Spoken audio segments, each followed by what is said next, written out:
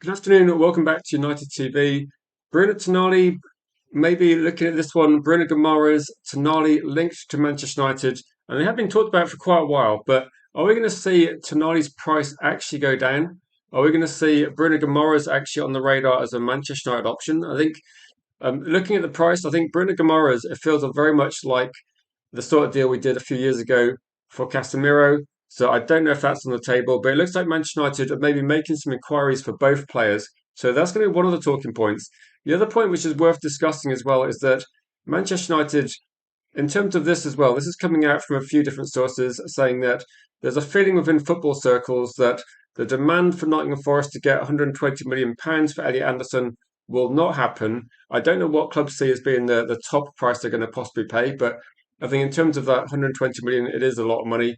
I don't think he should be costing that sort of amount of money, but I think United are considering, say, instead of going for someone like Anderson, possibly for value for money, they see players like Tchouaméni, Belieber, Tonali, Adam Wharton as actually better options, or they try and keep the cost down a little bit. So that's kind of the other angle for the story. And I think I did say when we are talking about this, maybe a few days ago, maybe last week as well.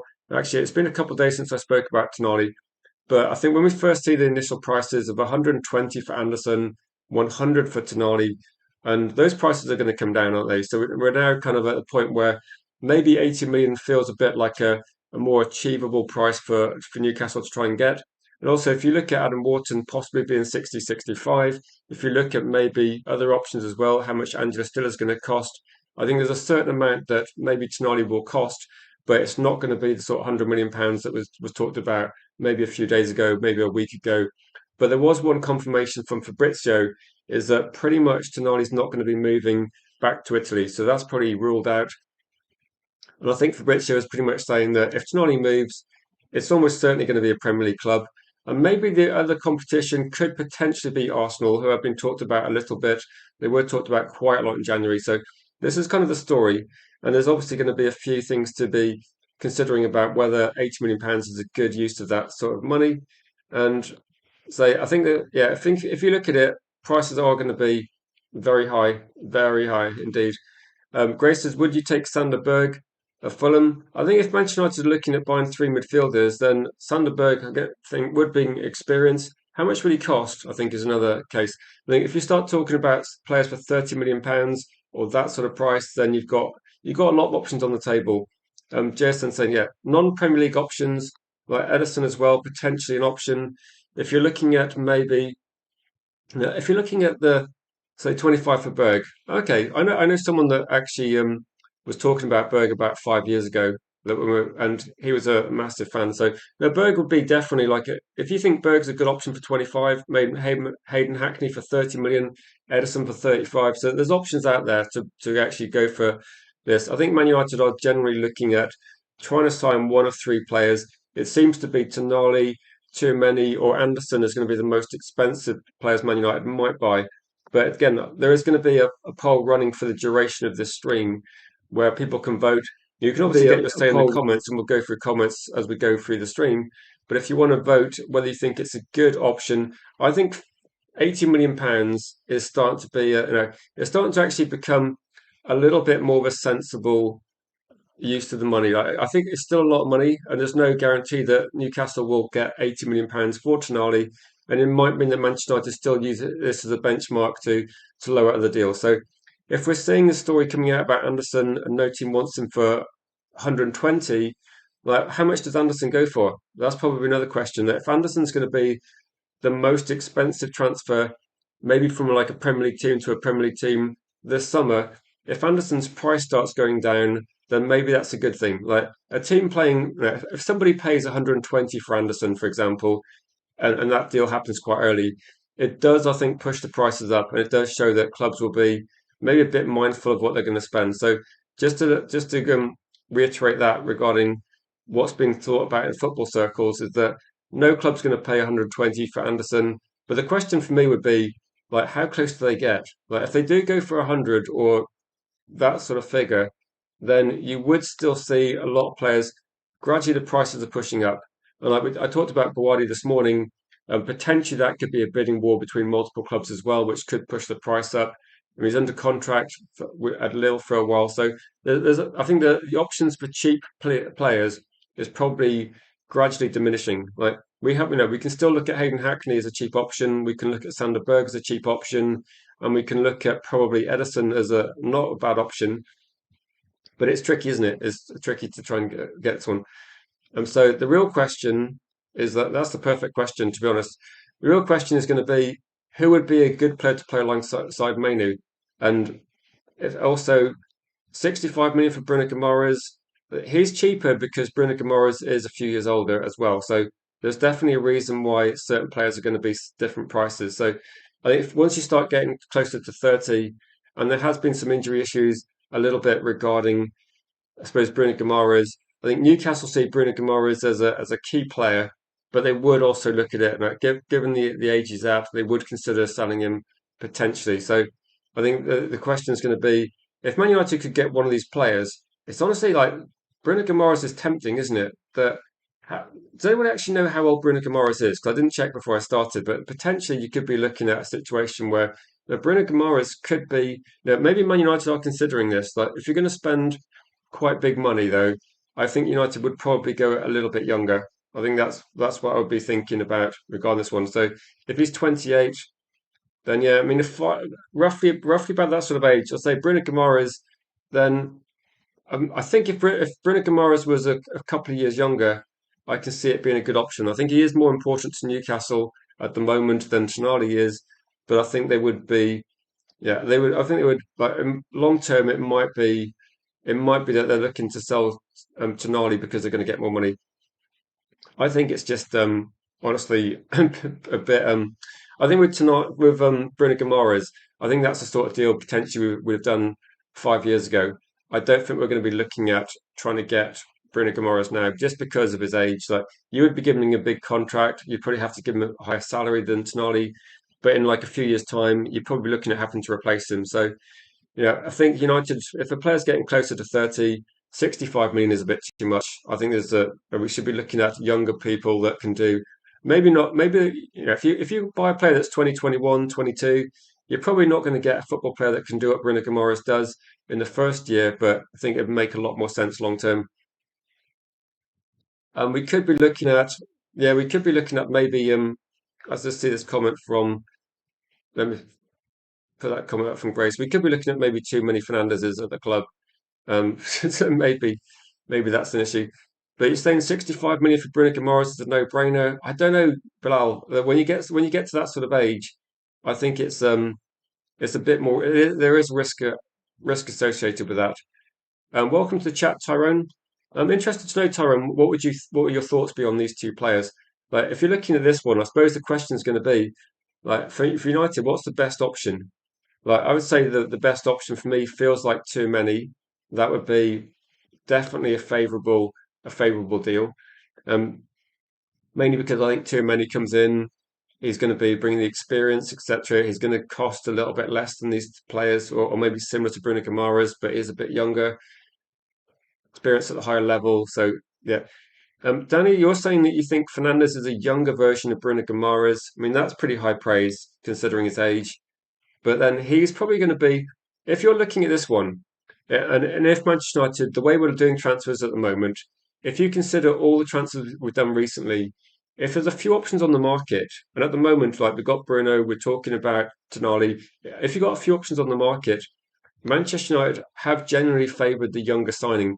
And actually, Bruno Fernandes himself, didn't he come out and say that he thinks Fernandes at West Ham is a top player? We should be trying to sign him. So maybe there's going to be some influence regarding this one. That if we had the option of those two players, and you've got a player that's like 6, 7 years younger than another player, it makes so much more sense to sign that player. So much more sense. So I think that Bruno Guimaraes is a quality player, but it's probably the wrong time for Man United to buy that sort of player. We're not the finished team at the moment. We're still building towards that, and I think you need to start looking at building blocks that are going to evolve with the team. And I think if we got Lammen sorted as a younger goalkeeper who's very good, I think now if we're looking at midfield, I would go for one experienced midfielder that's going to be sort of 25, 26, that sort of age. And that could be Tonali, could be, like I said, too many. And if you're looking at then other players to buy alongside, I would definitely be looking at Buwadi. I'd definitely be looking at Fernandez. They seem to be too good, not to try and get. It's literally like as Tyrone said, it's a bit of a no-brainer, isn't it? You're looking at trying to get some these deals in. I think it's a little bit of a no-brainer that you can if you're going to buy those sort of players, it makes a lot of sense.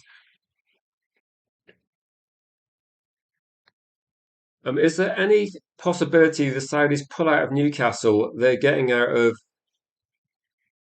what's that? LIV Golf.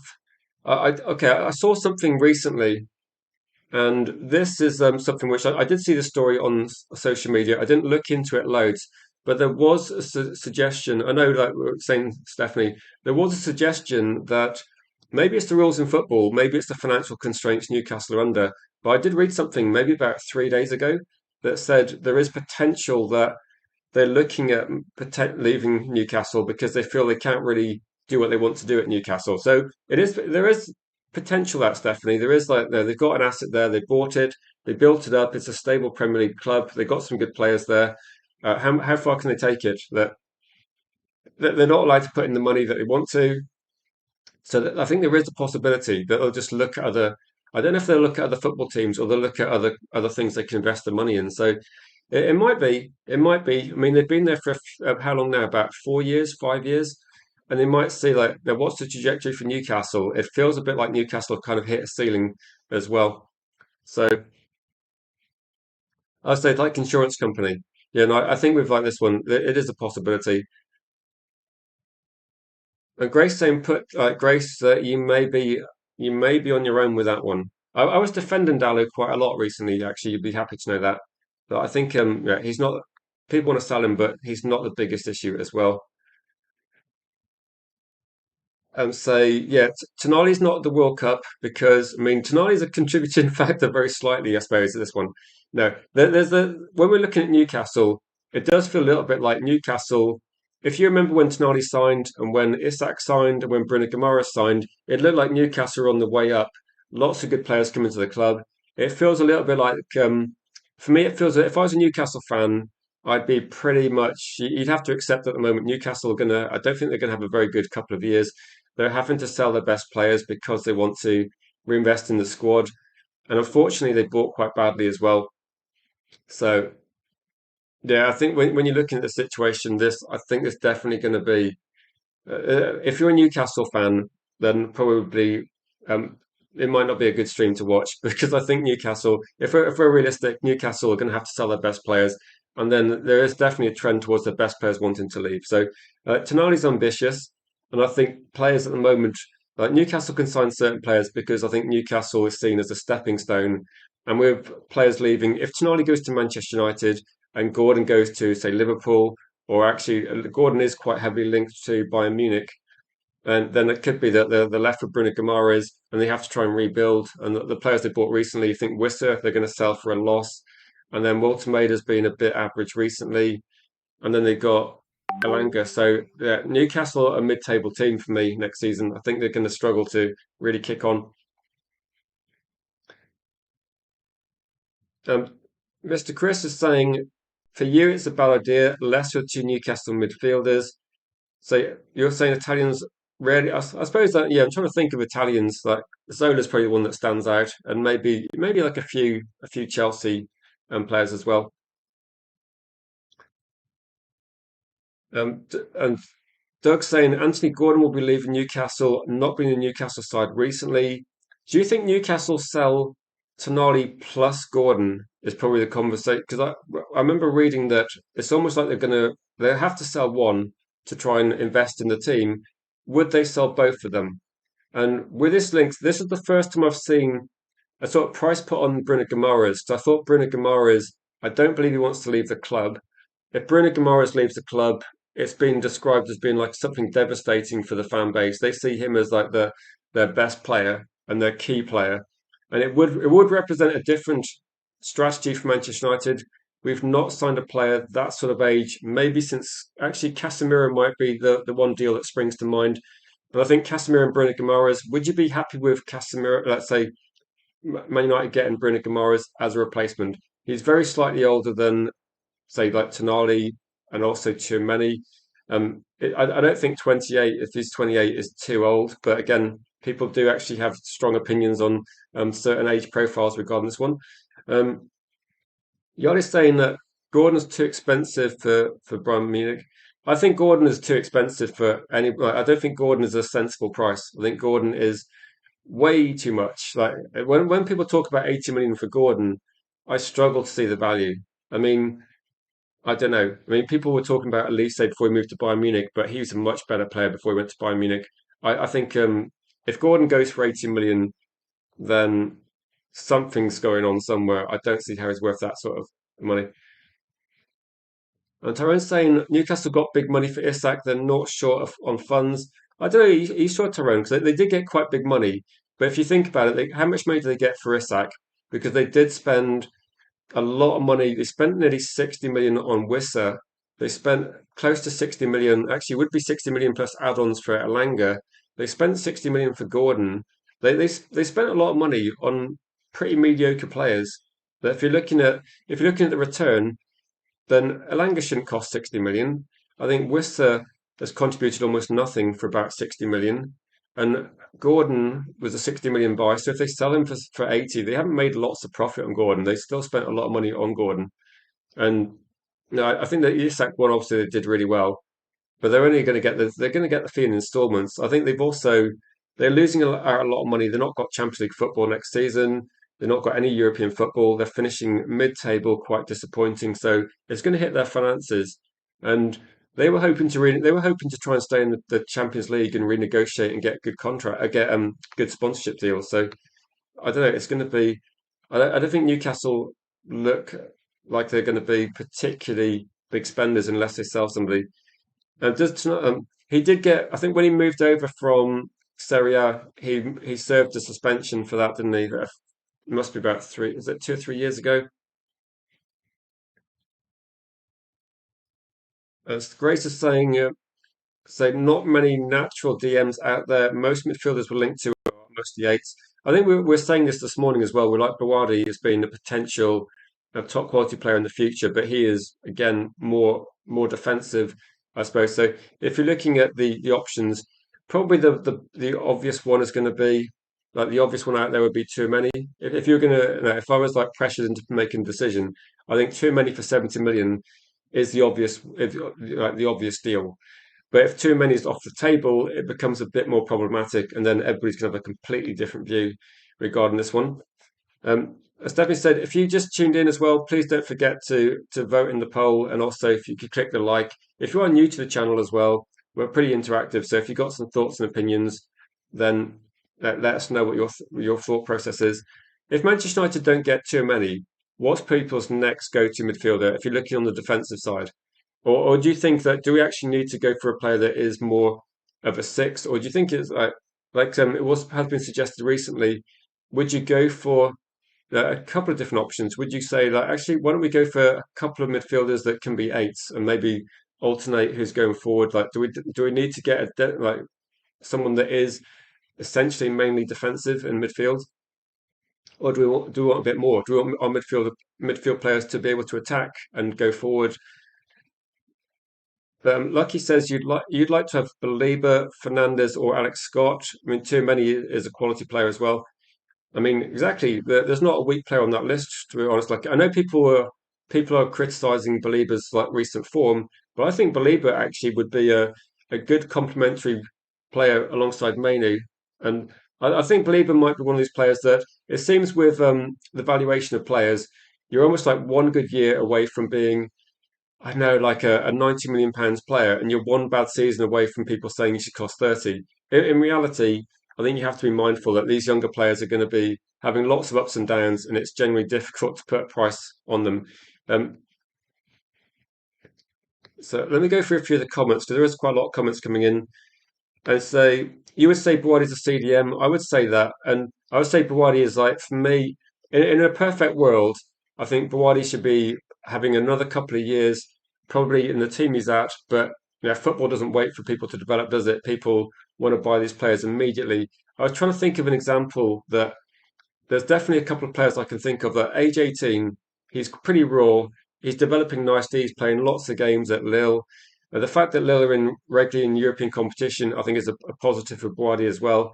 The question is, though, teams are going to be looking to try and buy him.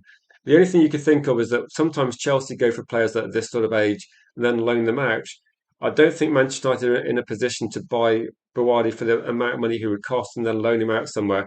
I think United have to look at Boadi and go, look, if you're gonna use him in the matchday squad, use him in the team, it's worth it. But if you feel like he's not ready for the Premier League, it's one to probably.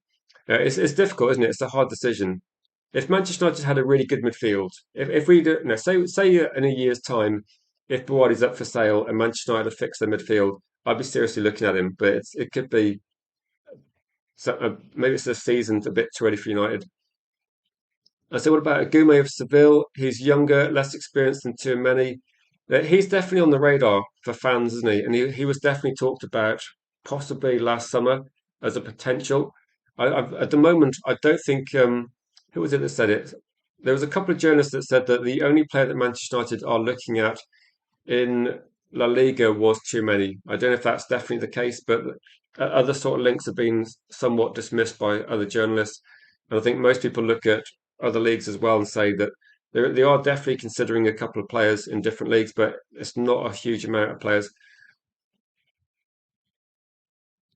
Uh, so Chris is saying a Casemiro replacement does not have Tonali in the conversation.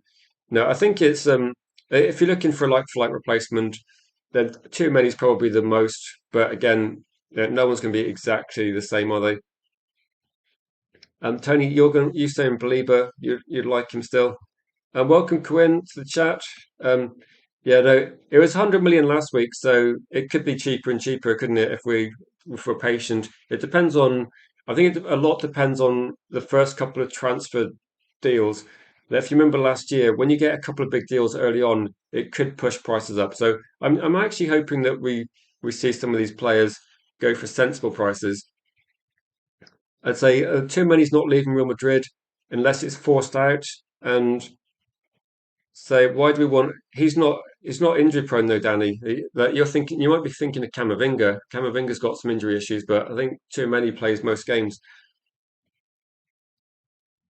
Yeah, so I would say with too many. Apparently, too many's waiting to see if Real Madrid sign someone to replace him. If Real Madrid sign a player they think is going to, too many thinks is going to take his preferred position in the team, he might be going out there. But no, I think I still see people saying he's injury prone, but he's played like I think 150 games over the last few years, and he's regularly in the team. Gaz is saying so. Also, welcome to chat, Jay, who says I think Angela Stiller would be a great signing for us.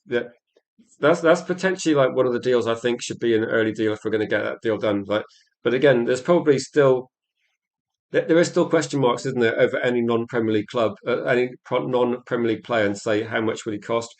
Somebody also, I can't remember who it was, talked about his midfield partner at Stuttgart as well, saying he would be a good player as well. So there was something on the Discord regarding that player as well. So there's definitely a few options out there. I think with these options, they're all good options, aren't they? But United will be like genuinely like looking at trying to go get a Premier League player to start with. So what a great Premier League. Say not for him at the moment, possibly. It is a judgment call, isn't it? It's actually difficult to guess. I think when we looked at Turkey playing against us in the Europa League, I saw Turkey and thought, yeah, Turkey's definitely ready for the Premier League. He's a great runner with the ball. He's technically impressive as well. So I think sometimes when you see a player play against your team, you can look at it and go, actually, Turkey was definitely ready, really good player. Tonali is technically excellent, but he isn't particularly quick across the ground. So I understand the concerns, says Tyrone. Yeah, no, to be honest, whenever I speak, I think Tonali divides opinion quite a lot. That because people will question what he's good at. People will question whether he's consistent enough. But again, Newcastle have been a bit dysfunctional, but Newcastle were a very effective team in the Champions League, and actually Newcastle were completely dominant. Well, they were pretty dominant against Manchester United when we played them recently. So they have been inconsistent, but they have put in good performances.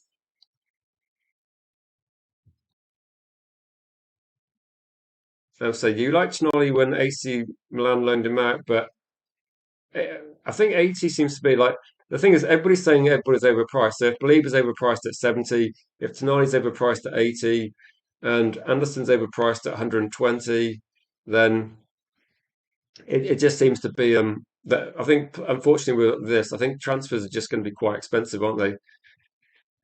Say Grace said, yeah, imagine we could get Mbappe and somebody wouldn't be happy. There's always going to be signings that people are not happy about. I remember very well when we signed Aiden Heaven and we signed Dorgu, people weren't happy with those players. That again, I think if we got Tonali, then I'm sure like 3 months down the line, 6 months down the line, people would be generally happy. It depends. That you'd have to judge it on at the time when we signed Cunha and Buemo. There were people pointing out that we could get Xavi Simons, but I don't think Xavi Simons was physically like going to be as effective in the Premier League. Tony says if we buy three midfielders this summer, you'd go for Belieber, Fernandez, and Alex Scott. And so hopefully West Ham go down. So yeah, I would like to see Spurs go down because it's funny. But if West Ham go down, then not just Fernandez, but also Jupe. And if you look at those players, I think Bowen is probably the player that's most likely to stick around at West Ham. But no, If I think when we start talking about West Ham players, they've got a few good players. So you feel like they got some game changers to actually stay up in the Premier League. So yeah, like you're saying, if Real Madrid buy Enzo Fernandez, do you think they will buy Enzo Fernandez?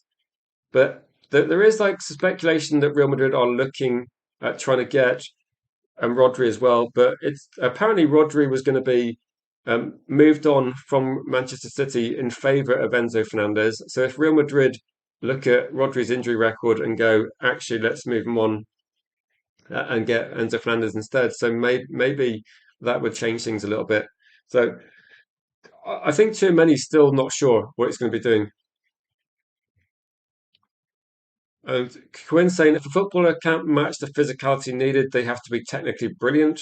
And no, I can see your point. I can see your point regarding that one. That I think when people were talking about, say, what Bowen is a Man United fan, somebody told me yesterday. I don't know if it's true. Somebody told me yesterday that Anderson was a Manchester United fan. So I don't know if that's true or not. But if it is true, then maybe that's a factor. I don't know. But again, he's quite young. So I know we had the same situation with Cunha and Buemo that Cunha was a Man United fan growing up, but I don't know if we can only sign players that used to be Manchester United fans because it might start getting more difficult. On a side note, I quite like Bowen. I think he's a good player, but he's going to be difficult. He's on a big contract as well. So no, I mean I don't mind whatever the reason's going to be. Yannis said tonight he's a Liverpool fan. Is he a Liverpool fan? I mean, I don't think he's linked to Liverpool. I think he's linked with, to be honest, like it doesn't matter too much. Yeah, I think that might be that might be a factor that he's not going to be going, is he? Um, no, so let's go through the conversation. So, if you think if you think Bruno Guimaraes is a good deal, then explain why. I think he's going to be potentially a bit old for Manchester United's recruitment strategy. We tend to be going for a bit younger. But if you think Tonali's not worth 70, there must be. I think yeah, he's probably he must be like 29, but he doesn't seem to be really. He's still a really good player. So I think if you could push the price down a little bit.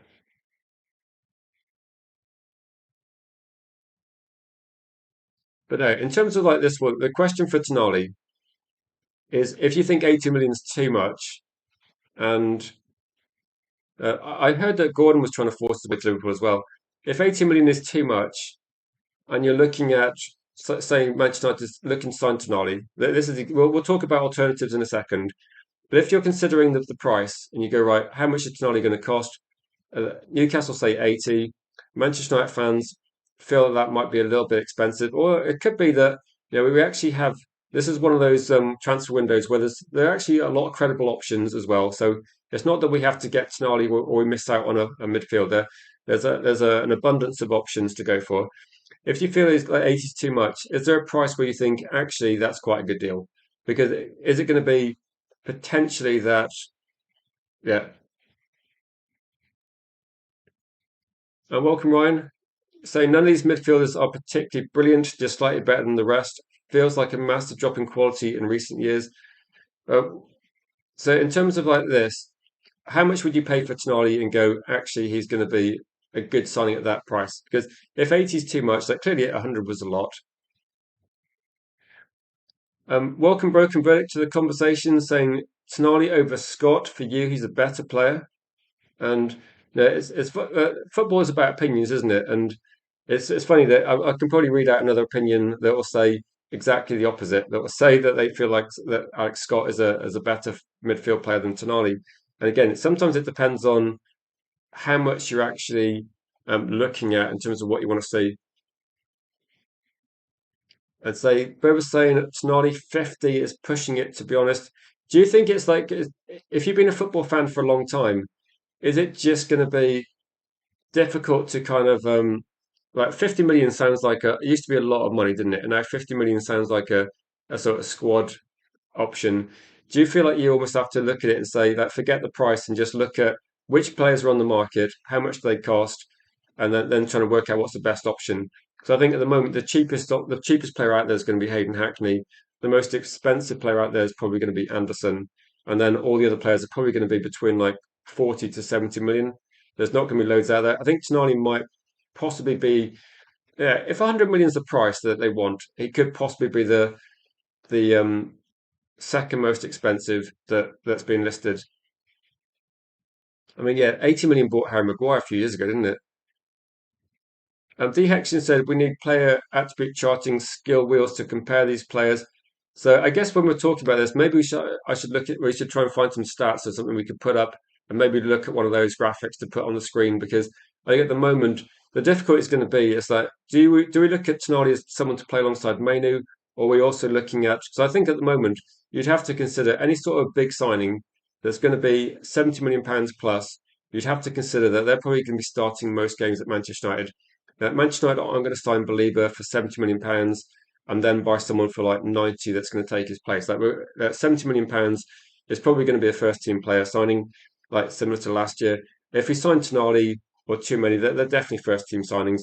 The question is going to be that how many players of that stature can we buy? And then are we going to be looking at someone that's going to be missing out? I mean, getting Champions League football obviously helps a lot. You've got way more games but it's still going to be we're still looking at potentially having someone on the bench that we just bought that would be hoping to that played first team football all of this season.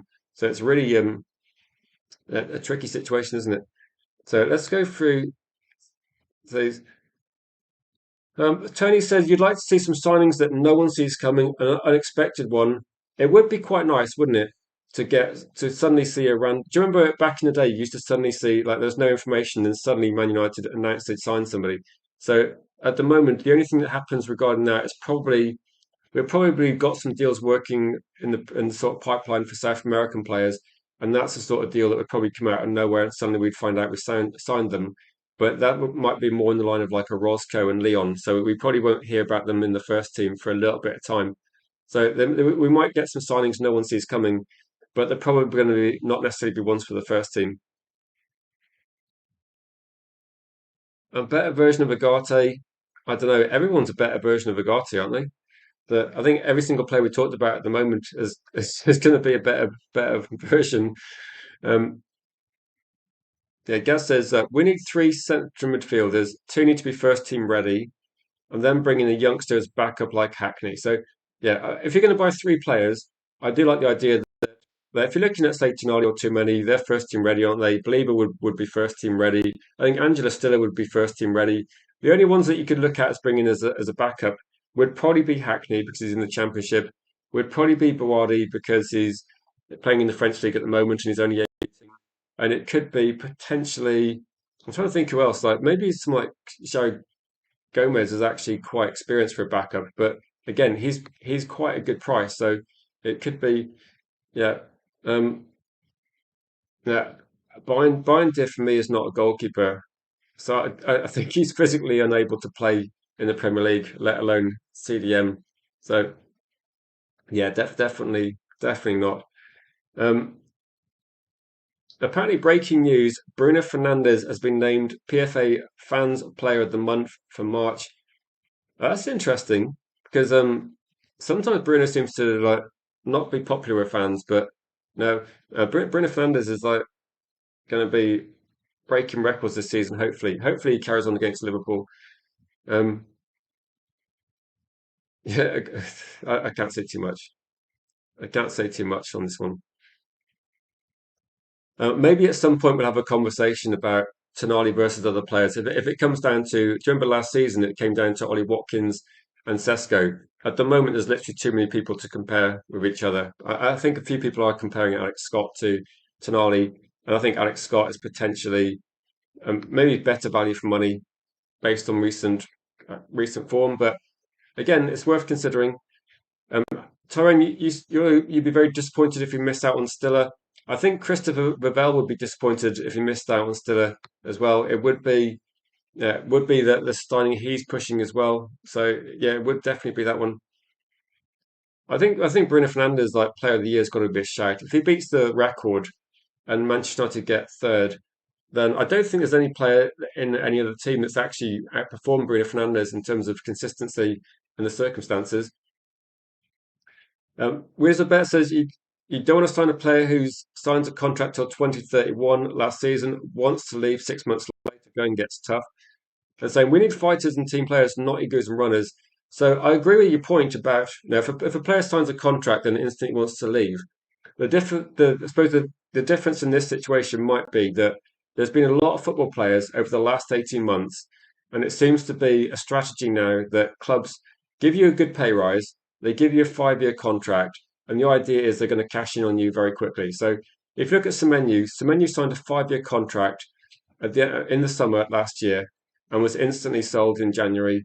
And if you're also looking at, say, we saw something similar with who was it? We saw that something similar with Cunha as well. He signed a contract with Wolves, but they put a release clause in. So I think it's a good point. I think it's a good point, but it depends on what's happened behind the scenes. If Bruno, well, sorry, if Tonali wants to leave the club, there could well be an agreement that he signs a 5 year contract and then they price him a way of that's not going to be too bad. We've seen rumours as well of something in the conversation regarding Adam Wharton that Adam Wharton will be allowed to leave for 60, 65. So they're not going to try and put a price on that's going to make it difficult for him to leave.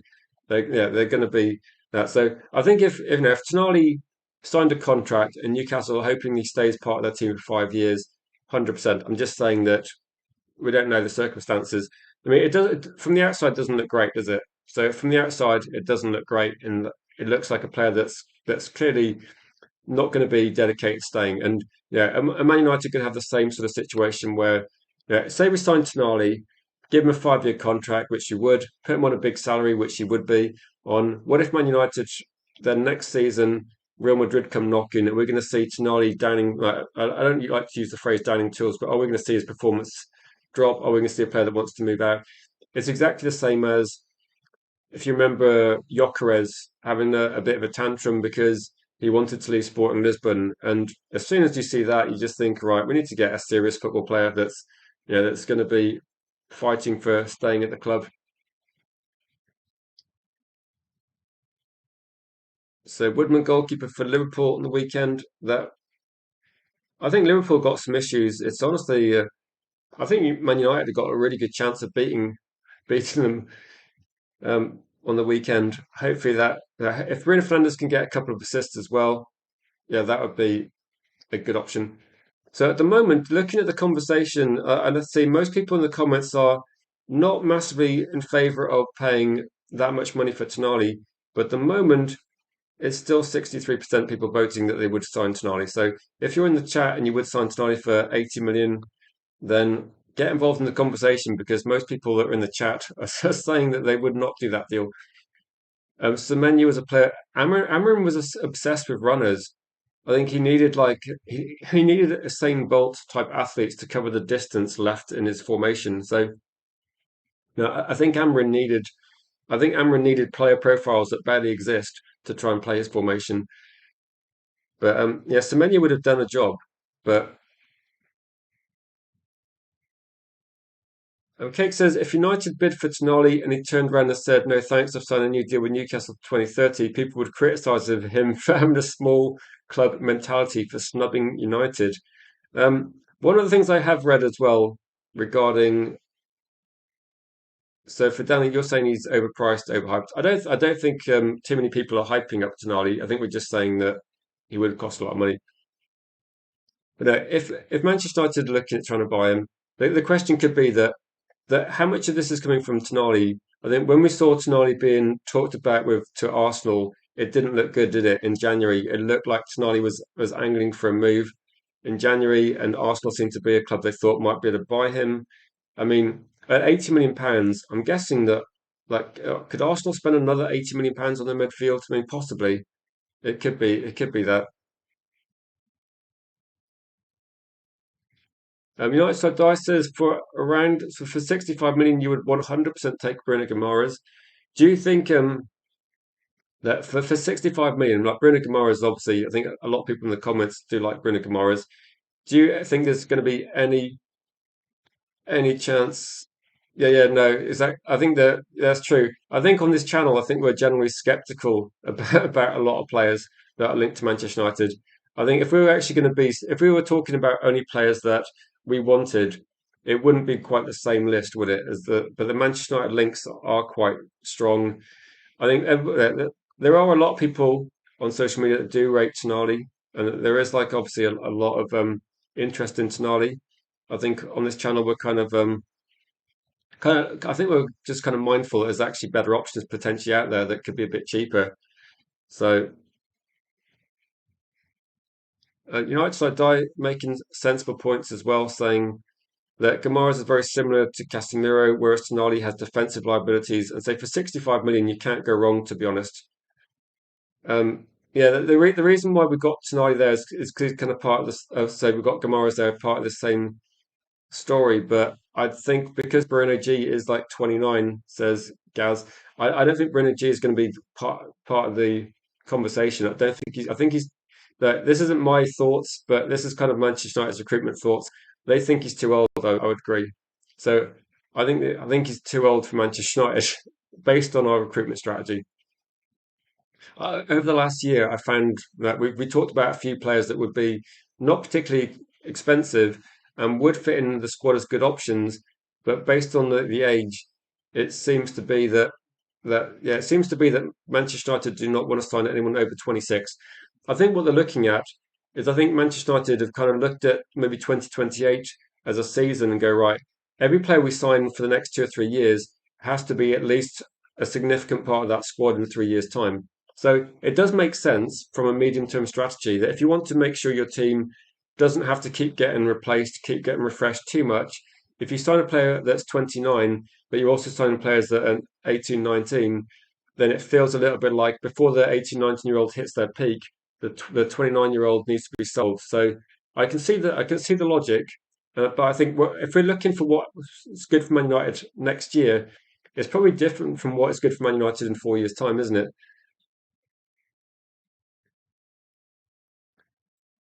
So I think 28, unfortunately, with 20, it's not that he's bad at 28. It's probably that we're Manchester United as a team in maybe like 3 or 4 years' time. So in terms of like who would be a good fit alongside Kerry Mainoo, so you're saying you think it would be, say, maybe someone like Angela Stiller or Tchouameni. So I would say I think Belieber could be a good fit. I mean, I'm kind of thinking that Belieber will be the player we buy anyway.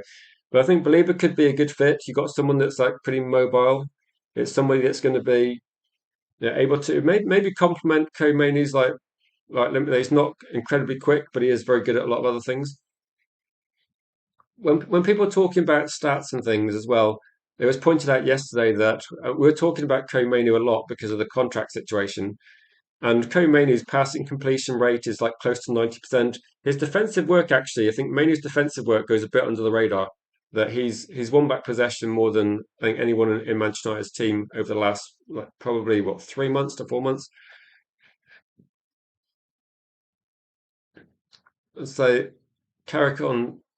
I think with like this one, potentially on the weekend, we're going to see Cunha back. I'm expecting, and I think we're going to be seeing Dorgu play. So I think from an attacking sense, I think we're back to our best. I think we've got in De Ligt. I'd probably say Harry Maguire. If De Ligt was available, I don't think he's been out for so long. I think Harry Maguire and Aiden Heaven start anyway. Welcome, Gregory. Or maybe morning where you are, isn't it, in Canada? But good to see you, Gregory.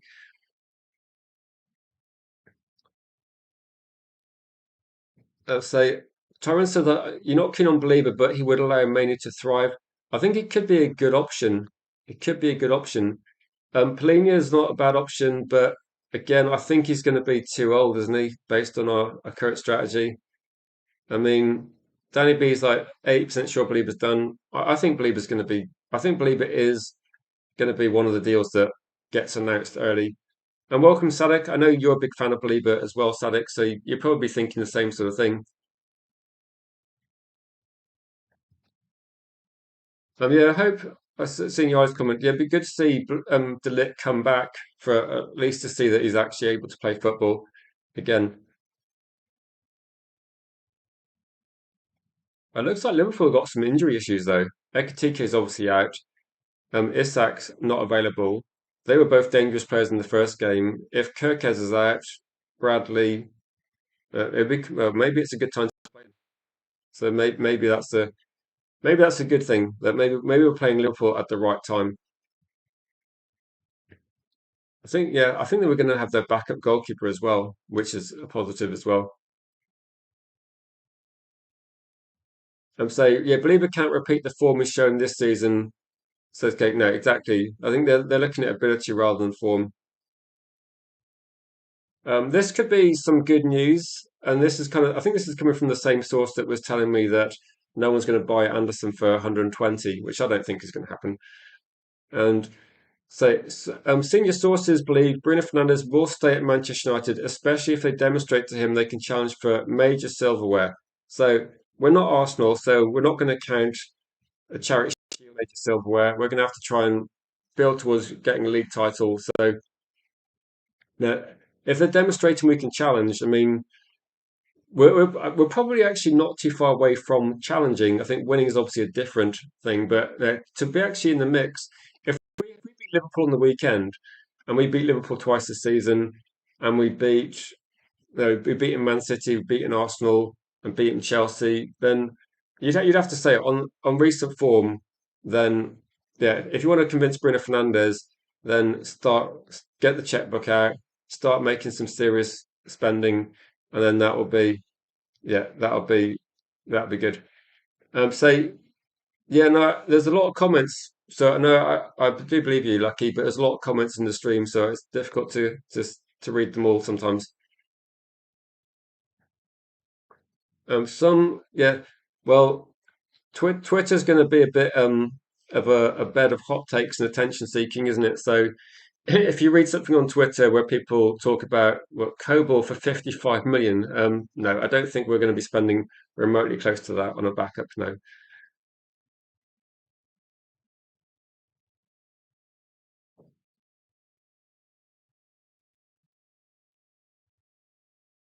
I think it's difficult, isn't it? If you're looking at a player that's done what Believer did in the Premier League, I think if you start going to other leagues, it'll be yeah. I think you have to be wary that I think Manchester United that there's a few people watching today that would probably say that if you're going to go for a few different options, then Premier League options are probably it's not necessarily everybody's policy, but it does seem to be that Manchester United will go down that route. We are going to go for more Premier League orientated players, and if you start looking at players outside the Premier League it becomes like more of a handful, doesn't it? There's not loads of players out there, so you could look at a few of this one.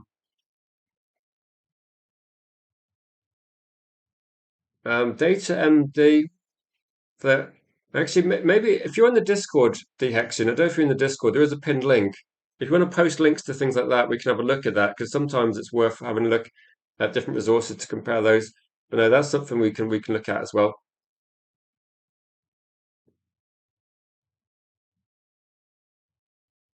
You'd rather Noah Siddiqui is has been like talked about as well, so I think he's definitely on the list as well.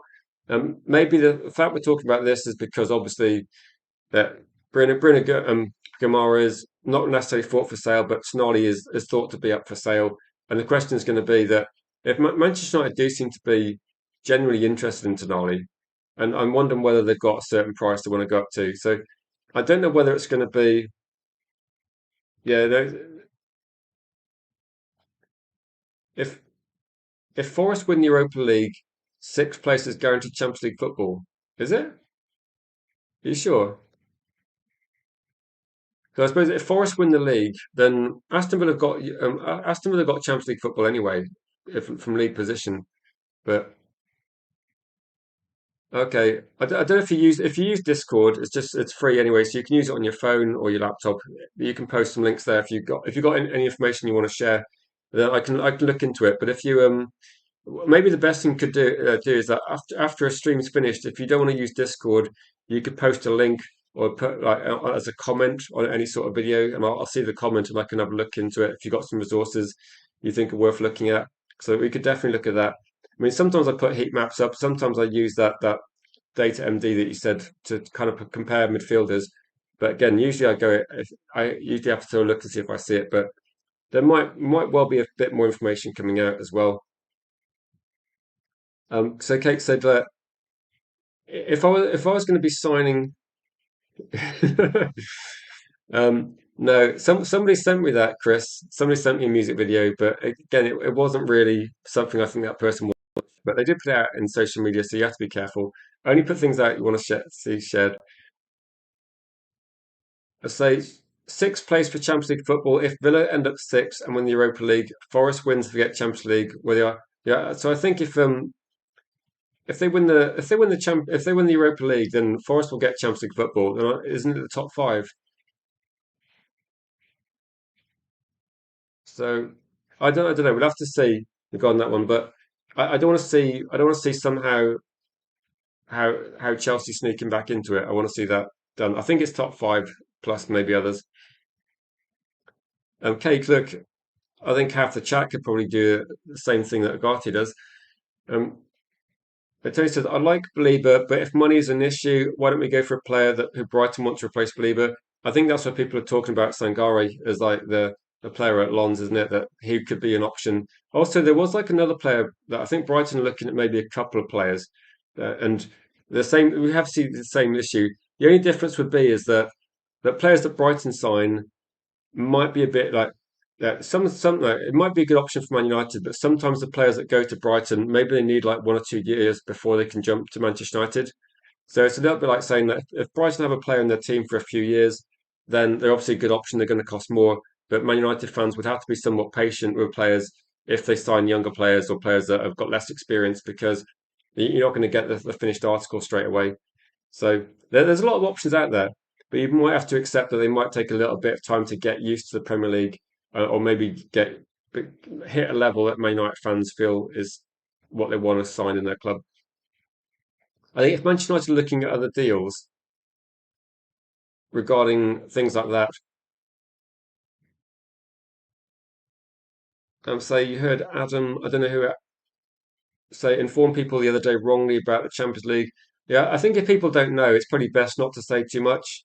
Like if you don't know the stats, I think they're potentially United. Potentially, there's like five places up for grabs. I think like 1 to 5 in the top five places in the Premier League get Champions League football. I think beyond that, you get extra positions if you win a European trophy. So clearly, I think last year the top five plus Spurs because Spurs won the Europa League. So I think it's like exactly that. Just a question though. I did a stream about Boadi early on today. Obviously, it's a bit early for where you are in the USA, Danny. My question would be like, how much would you pay for Boadi? Like, Boadi's a good player, but it would be expensive. How much would you go for him? It's kind of tricky, isn't it? Because Retro says, I believe we should sign Jack Clark from Ipswich Town, 25, 30 million, and say you think he's good value, like Hayden Hackney as well. But when you're looking at these signings, what's quite interesting is I did talk about Hackney, and then there will be definitely people that will then post comments saying they don't rate championship players. I think sometimes you need to look in the championship and you can find some top quality players. And in my mind, a championship player for 25 million is literally 1 year away from being a Premier League player with 1 year's experience that costs 50 million. So yeah, it's not. As far as my understanding is, I could be wrong, but as far as my understanding is, top five places plus the team winning a European competition. Like if you win Europa League, you qualify. If you finish in the top five, you qualify. So I believe it could be six positions, but it will be yeah, it'll either be Villa, in which case it'll be the top five because they've already qualified via that as well. Or if Forest win it, then Forest back in the Champions League. Fair play to Forest. If Forest get back in the Champions League, one of the old school teams that have at least won that competition. So that would be pretty good. 50 plus add-ons worth the gamble. Okay, I think that's probably about what it's going to cost. I think if you're looking at Buwadi, then I think you can get the deal done for about 50 million with some add-ons. That seems like 50 to 60 might be the price to looking at in terms of like Lille. But again, I think there's a lot of teams that are interested. So yeah, potentially. Cheers, Dehection. I appreciate that. I'll appreciate that. I'll have a look into that and try and because sometimes I did a few things last year where if there's like a heat map of players that people are unsure of, or if you can actually have a look at it and go, let's compare this player to this player. I think we did it a lot last year, probably comparing Buwadi with Adam Wharton. No, sorry, comparing Adam Wharton to Belieber, and maybe there's another player we compared. It might have been Anderson with Belieber, but I think Belieber and Wharton was the ones we were looking at last year as signings. But yeah, things that do that, it'd be great to maybe like compare Tonali with Alex Scott or something like that, because people are talking about Alex Scott or maybe Fernandez as well. So if we look at Fernandez at West Ham, I mean, someone made a joke about different Fernandezes. If we have multiple Fernandez in the club, it will get a bit I suppose awkward when you're commentating on it.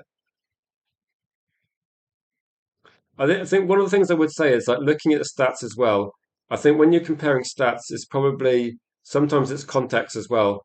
That when I look at Unai at Everton, I think Everton are quite a defensive team a lot of the time, and it seems that his stats are probably like pushed down a little bit regarding that. But I think he actually does do quite well in terms of attacking sense. So still, it is amazing.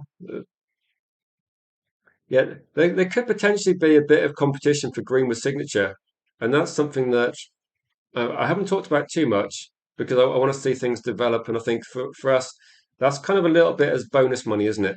That if the things I've seen, I'll just say very quickly what I've read about PSG and Greenwood is that PSG are apparently interested. It seems that Marseille will sell if they don't get Champions League football. So I'm not kind of up on which teams are going to get Champions League football in the French league. But if Greenwood isn't getting Champions League football next season, then his team are looking to cash in on him.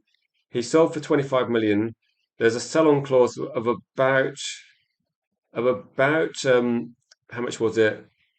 50 to 60%. So big up to you, Cake. So I think the reason is Chris that it's just the sell-on clause is very high. So if he's sold 25 million and Paris Saint-Germain are interested, apparently Juventus are interested, although they haven't got the budget, and I think Paris FC are in for him as well, says Yarley. So I think there's potentially three teams interested.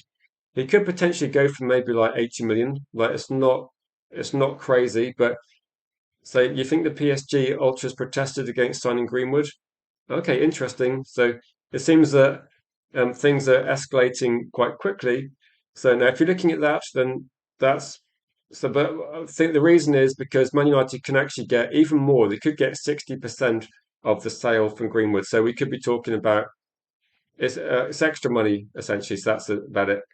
And welcome to the chat, Ephraim. Are you new to this channel? Because I know obviously we had the other channel, and I've kind of like gradually found people coming back. But thank you for thanks, well done for finding the channel again. But who do I think is the better replacement for Casemiro?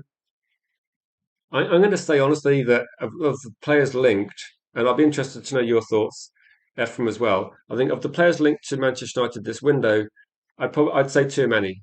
I think too many is the best replacement for Casemiro I've seen out there. If I then had to go to my second best replacement, it's difficult. There's loads of players that have what's the best way of putting it? Lots of attributes. I don't think there's anyone that's actually does the same thing that Casemiro does, but I think too many is actually quite good in the air. He's physical, mobile, defensive. He'd be good. He's kind of the top option for me. But I think beyond that, I think Anderson's obviously a very good player. Tonali, I'm not sure about. Alex Scott, I do like, but again, is he going to be able to replace what Casemiro does? I don't think so. Baliba's an interesting option because of the speed he can play and great dribbling attributes. So no, who would you like, Ephraim? Because no, everyone's going to have a different view. I'd probably just be thinking, um, I don't know. Didn't he go to? Didn't Hannibal Melbury go to Burnley? Wasn't he a Burnley football player? I mean, I can't remember 100%, but I thought he went to Burnley. If he went to Burnley, he probably disappeared off the radar because Burnley's one team I never watch unless we play them. Yeah, so Burnley. Yeah, I was right. So when he's at Burnley, Burnley's one of my least favourite teams, so I don't tend to watch anything they do. So yeah, that's why. And if a player I don't really rate or like leaves the Premier League, they may as well have retired because I'll probably read nothing about them. I won't be interested in what they're doing. I say Belieber's not a replacement. No, no, Belieber's not a replacement for Casemiro. I agree. What I'm saying is that in players that could come in, I think Belieber might be. We can play differently. We don't. If we're going to replace Casemiro, like for like, too many is probably the only option I can think of. If we're going to be looking at playing a different style of football, I would just look at other player profiles. That we don't need to have a six every single game either. We don't need to be defensive in a lot of games. We could be more attacking. So yeah, I don't mind. I don't mind. And my question for Ephraim, I can't see if you responded. I'd say, who would you go for? Like if you're looking at signing him. Gaz says you'd say too many Fernandez, Hackney would be your three and get Denver Bell. Yeah, it's almost like we need a spreadsheet because everybody's got a completely different three. I would say, like for me, it'd be like too many Fernandez. Who would be like a third one? It's really difficult to pick a player that's not Belieber because I think we're going to sign Belieber. So, and I mean, last night I was talking very positively about probably who was it? He was talking about Wharton and liked him. I think if I was going to pick three, I might go for Boadi as a cheap, like a younger signing. Fernandez, it does like too many, but that's two non-Premier League players, so I don't think we'd actually do that. I'd be interested. I wouldn't mind maybe replacing one of them for Angela Stiller, but I haven't watched Angela Stiller as much as other people, so I I'm not as familiar with his game, and I'd have to go along with this one. Yeah, Burnley relegated. Never mind. Never mind. Oh yeah, no worries. I saw that comment. Yeah, no, I think everybody's basically going for like different options, aren't they? I don't mind going for like two eights that can do that as well. So Danny B says don't mind that. Yeah, it's difficult, isn't it? That I would say too many. Buwadi, Fernandez, maybe, or Buwadi plus Stiller. I think there's options out there. That you always gone for like Baliba, Stiller, and Buwadi. I mean, again, they're good options, but I just don't think that Manchester United are going to go for two non-Premier League players. That I think you're going to have to pick two Premier League players and one non-Premier League player. So maybe Fernandez, too many, and Alex Scott possibly as like a decent midfielder. Like that would probably be within budget. So there's not really bad options, is there? And no one's even mentioned like a few of the players like Joe Gomez who could be quite cheap. Edison, I'm not so sure about. I think when people say is there any players you don't want, I'm not sure I want Edison from Atalanta. That I think maybe like the age he's at, never playing in the Premier League. I don't know if it would be the best option. I don't know how that would work out. I mean, if he was that good, he would have been bought a few years ago, wouldn't he? Saying it as a no-brainer. I think yeah, at the moment most people's favourite is Tchouaméni and Fernandez. I don't know where Tonali fits into this on my list, to be honest. I think Tonali is yeah, a decent player, but I think the price feels a bit too high for Tonali. I don't know if it's an age-related thing, but it seems like a bit expensive. And I don't think Tonali's really been boss in the Premier League for a couple of years, has he? So the price seems a bit unwarranted. But it could be a contractual thing. It could be that because he's under contract for 5 years, it's going to push the price up. But if you're going to pick one of Edison, Belieber, Tonali, I would probably I would probably say that for United, I think United would go for Belieber, but I think Tonali might be a player they buy if they can't get some like Anderson and too many. I think Tonali feels like a player they really want.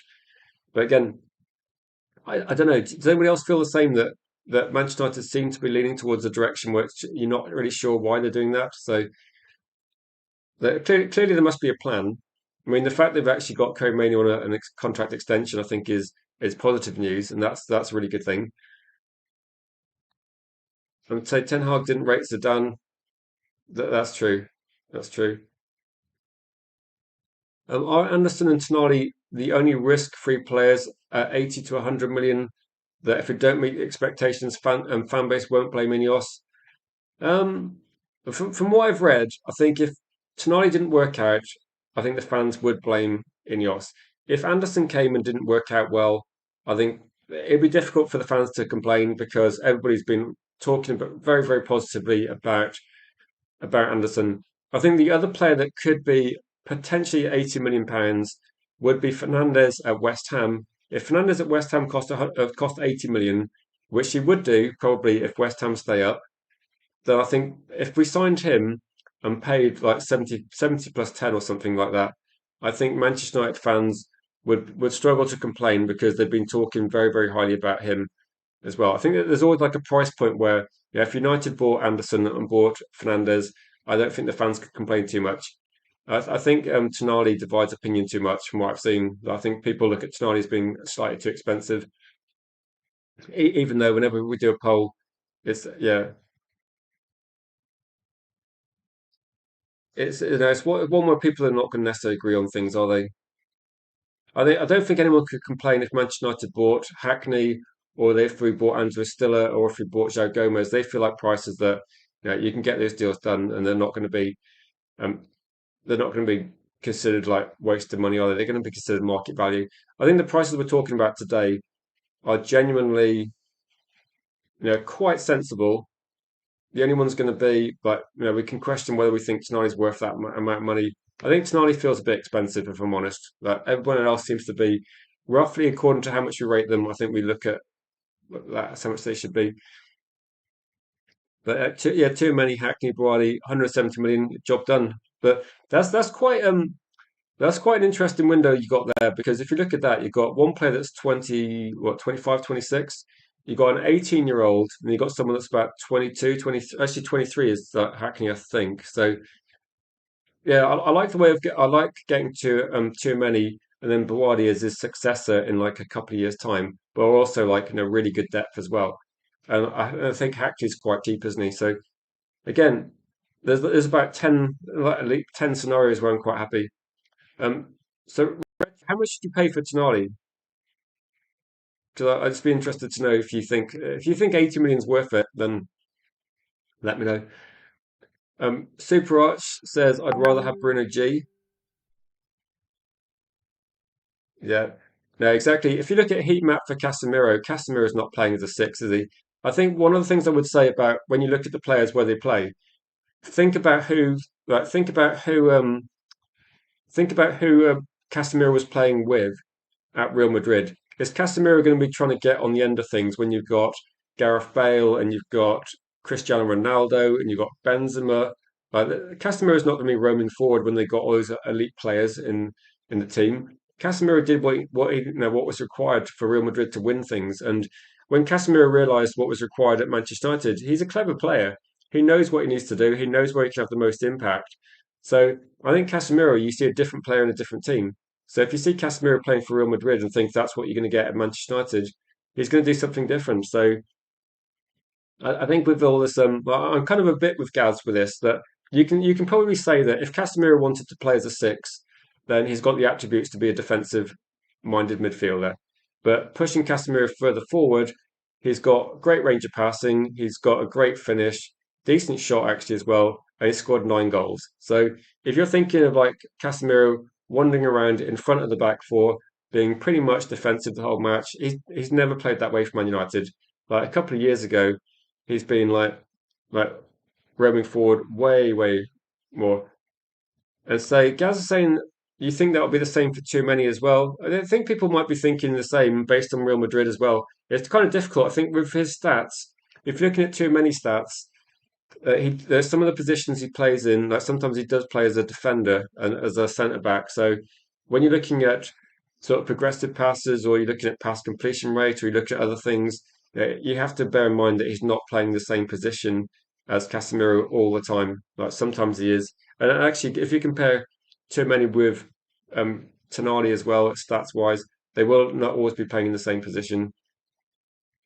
I think that's why sometimes it's quite difficult to compare players because every team's a little bit different. And can you imagine if we looked at Bruno's stats in the first sort of 4 months of the season, up until Ruben Amorim got sacked? And if we looked at Bruno Fernandes's maybe like his chance creation, his passing rate, his performance on the pitch, it probably wouldn't be anywhere near what we're seeing now. And you're moving further forward, and suddenly it looks a lot better. So just a point, I think it's a valid point that when we're looking in terms of sixes and eights, don't forget Fernandes will have something he needs to do for West Ham, the same way that Alex Scott will play a certain way at Bournemouth, the same way that maybe we see different things from Elliot Anderson at Forest that he won't do at Man City, that he won't do at Manchester United. And if you probably look at a few other options as well, that whatever Tonali's doing at Newcastle, he might do something different at Manchester United. Again, we might see with Belieber, Belieber might do something very different as well. I say he got, oh, thanks for the stats, Gaz, because that kind of helps illustrate the point that Casemiro got 31 goals for Real Madrid over 8 years. So we're looking like 4 goals a season, and he's got nine so far this season, like nine, and only Premier League goals, isn't it? So nine in the Premier League. So he's getting like a goal every like 3 or 4 games this season. And yeah, exactly. I think Casemiro is probably not allowed to get forward, is he? When he's playing for Real Madrid, they just got too many players. So I think if you're worried about a player, don't worry too much.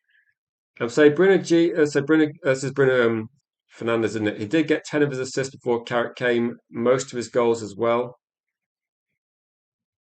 So I suppose if you're thinking about it, but yeah, I think that the problem with that is that I'm not saying it's a problem, but Bruno Fernandez did still get forward a bit, but he was kind of required to play a bit deep, wasn't it? So it did leave holes. So trying to have Bruno Fernandez be a sitting defender or sitting in the sixth position in front of your back four is never going to work. But I remember seeing like Man City run through us early on in the season, and they're just running past Bruno Fernandez. But Bruno Fernandez shouldn't be there trying to break the attack up. It's not what he's doing.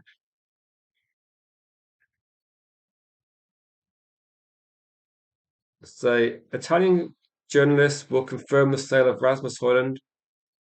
I mean, that's kind of like it looks like it's going to definitely happen, doesn't it? So that would be a good thing. Danny Beast, yeah. I should start making the done deal thumbnail for Belieber because I think it's going to happen. That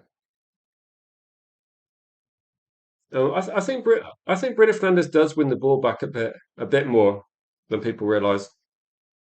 I think Bruno Fernandes is better defensively than people realise, definitely. But I just need to find some stats to prove it.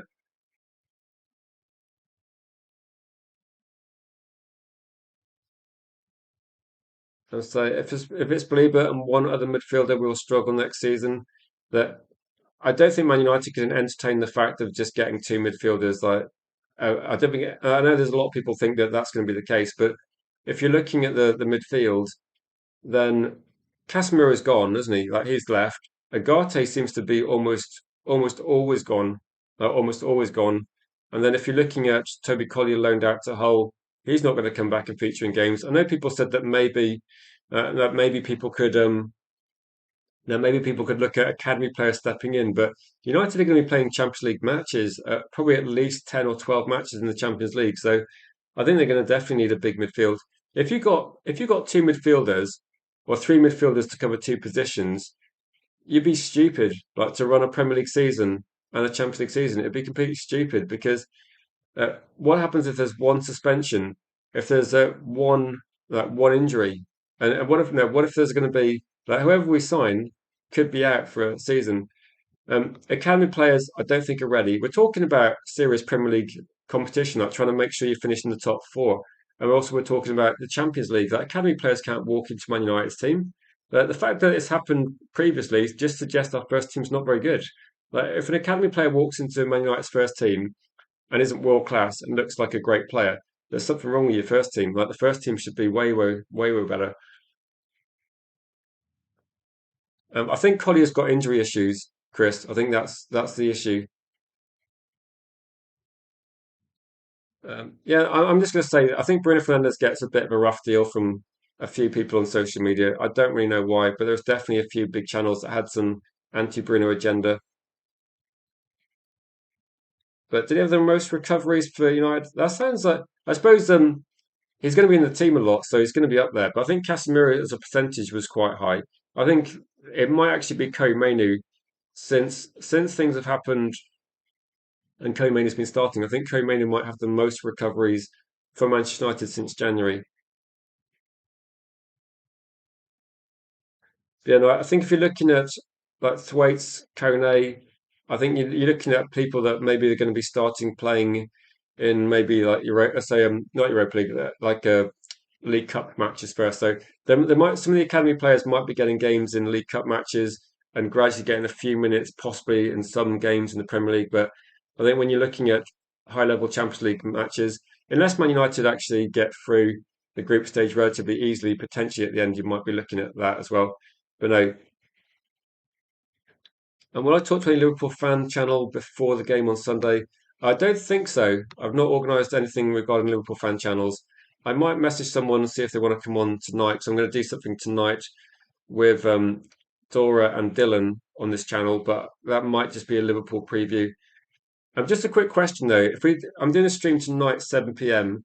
Are people more in favour of Liverpool preview or transfer news story, combination of both? I'm just going to make a thumbnail before that, but just to put information out there that we will be doing that, covering it with a few guests. If there's a preference, then feel free to let me know. Randy, good to see you this afternoon.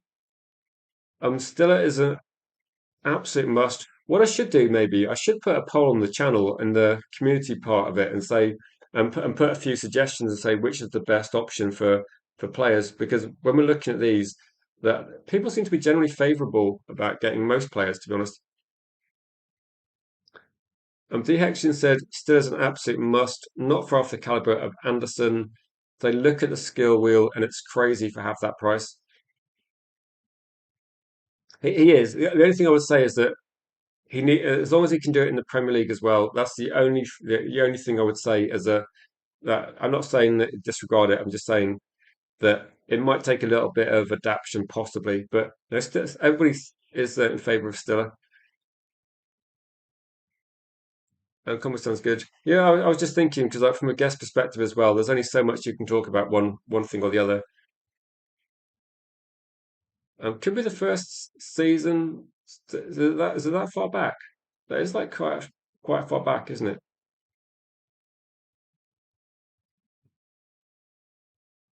I'd say so. Tiger Claw says that's why Mount is good as a backup to Bruno, and Bruno never stops. Mount is never available. So, yeah, that's a good thing, isn't it? If your backup's Mason Mount, who's always injured, it's probably very lucky that Bruno Fernandes is. Yeah, Bruno Fernandes is definitely available. And welcome, John, to the chat. Good to see you. Was it John O'Connell? Good to see you, John. Says Bruno 29 at 65 million is a lot. It is quite a lot considering his age. I think it's almost like price to make. It's like the same as the Casemiro deal, isn't it? I don't think Man United would look at him. To be fair, John, um, as you just joined, we have got a poll running. Let me know what you're thinking regarding your favourite targets, but also, like, would you get? How do you feel about Tonali for 80 million, John? Because most people that are vocal would be saying, "Yeah, Chris." I know Chris would not touch Tonali. What if he was 50? 50 million? Let's say believe at 80 million, Tonali better at 80 million. So you're saying those two deals are better than Bruno Guimaraes? Yeah, fair enough. Fair enough.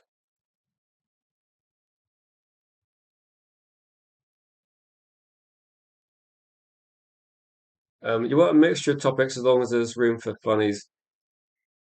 Yeah, if I could get a Liverpool fan on, I think just need a bit more preparation next time. But because I've just been getting things up and running again, I just haven't had time to get as many people involved. So I managed to get Dora and Dylan to come back on, so that should be quite good. Yeah, it's only going to be about an hour long tonight, but uh, yeah, these will be gone 100%, 100%. Gomez at Wolves is that one of those deals where is that too cheap to turn down as well? That it seems like it's going to be maybe 40 million pounds. Does seem like a decent option. So I'm just going to double check the poll because again, at the moment, it's still. Let's just refresh. It's still two thirds, isn't it? Two thirds in favour. So I just see this update from you, Lucky Singh, saying Ben Jacobs is saying interest is getting serious. Is this um is this in Morgan Rogers? I'm kind of actually when we start talking about players and Morgan Rogers is discussed, does Morgan Rogers feel like a deal that isn't really required at this point in time? Then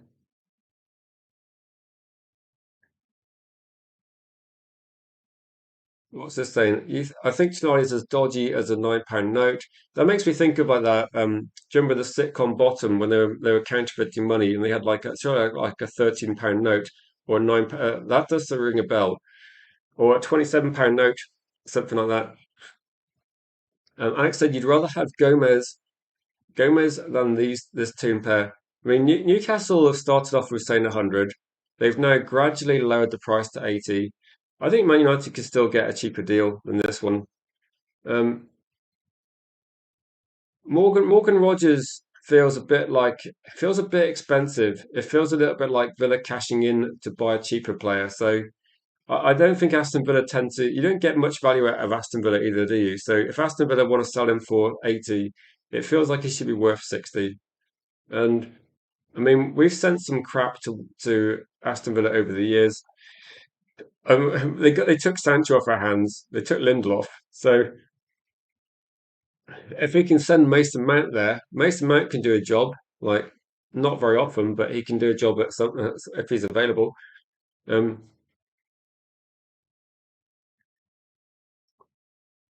but yeah, swap Mason Mount for if we got Mason Mount's contract off the books and Rogers went there, then I think that would be ideal. But I don't know. I don't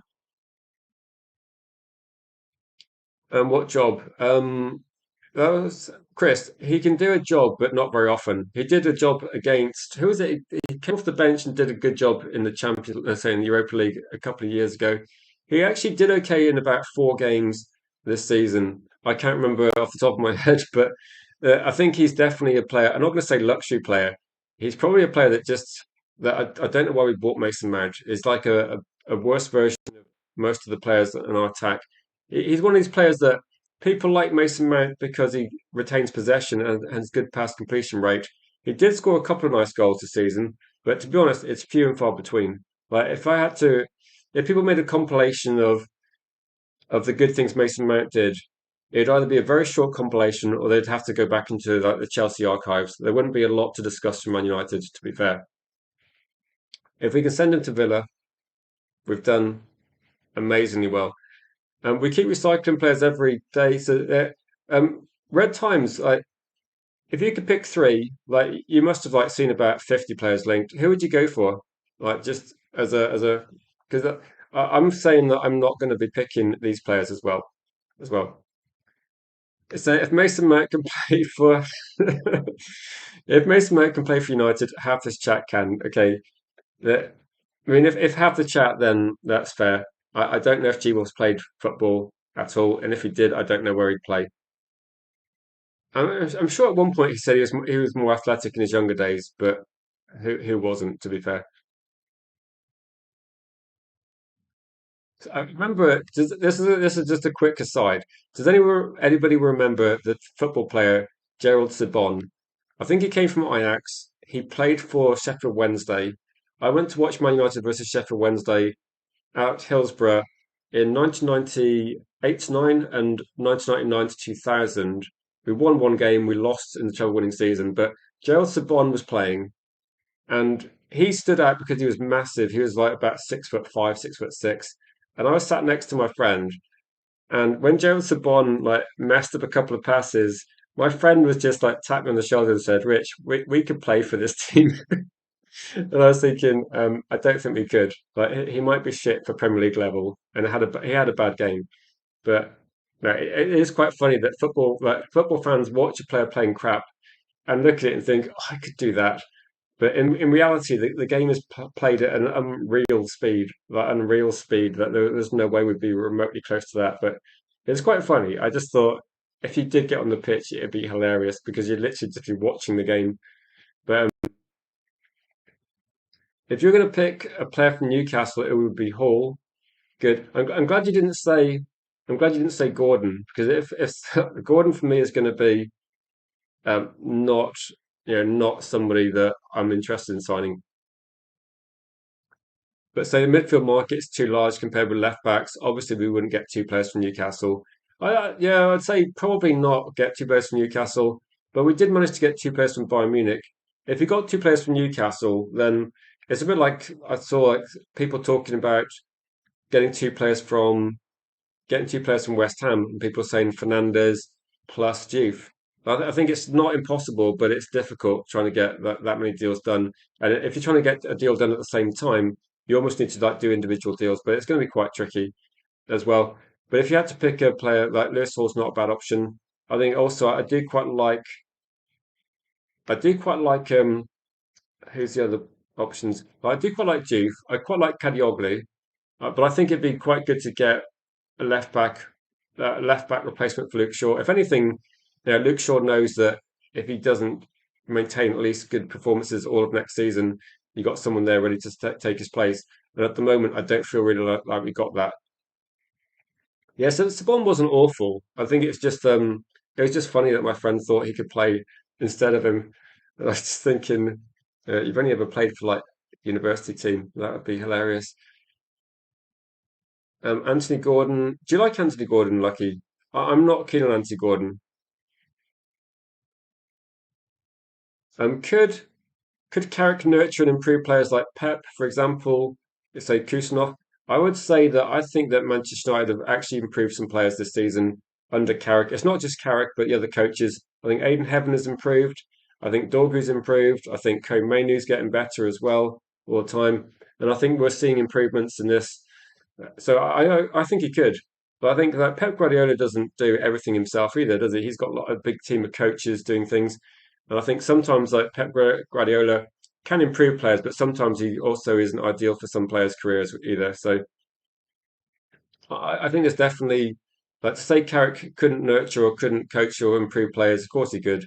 And the other coaches, I think people posted videos of Areola coaching, and honestly, like loads of these coaches are going to improve players. Like players will improve loads. I would say Shaw needs rest and eventually replacing exactly. Shaw just needs some competition, needs some squad depth. If he starts every Premier League game, you've got to say fair play. He's a key part of like our defence. And Manchester United has said this as a team, we've only conceded 7 errors leading to goals, whereas that's a league least amount as well. So if you're looking at, I think Newcastle actually have conceded 20, they've made 20 errors leading to goals. So Man United actually aren't making a lot of mistakes. So I just say Luke Shaw, Dallo, Maguire, Aiden Heaven. Like people will criticise the senior players, but over the whole season they haven't been making errors, and they're part of the reason why we're going to finish third, hopefully. Say Rafa Leao and Gordon to you the worst possible wingers. 100%, I agree with you on that one. I think that when I saw the shortlist, I would go Diamonde, Unai, and Rogers should be where we're looking at. I don't rate Rogers. Sorry, I don't rate Gordon. I think he was I think he was okay at Everton, but I never thought he was a £60 million player. I don't really look at him. Rafael Leao feels like the most risky signing we could ever make. I feel like Rafael Leao is going to be. I feel no. If you look at Rashford's situation, imagine it getting worse and getting worse. And I think Yeah, I think that's for me is Rafael. I think it's like a worse version of most of the players who are moving on. BOT Fun Show, just for people as well. There are definitely when the comments are quite busy, I'm trying to like go through as many as I can, but do appreciate sometimes they refresh like about 20 or 30 at a time. So if I miss a comment, it's literally impossible not to. Are there any Spurs players you want? I don't think so, Gregory.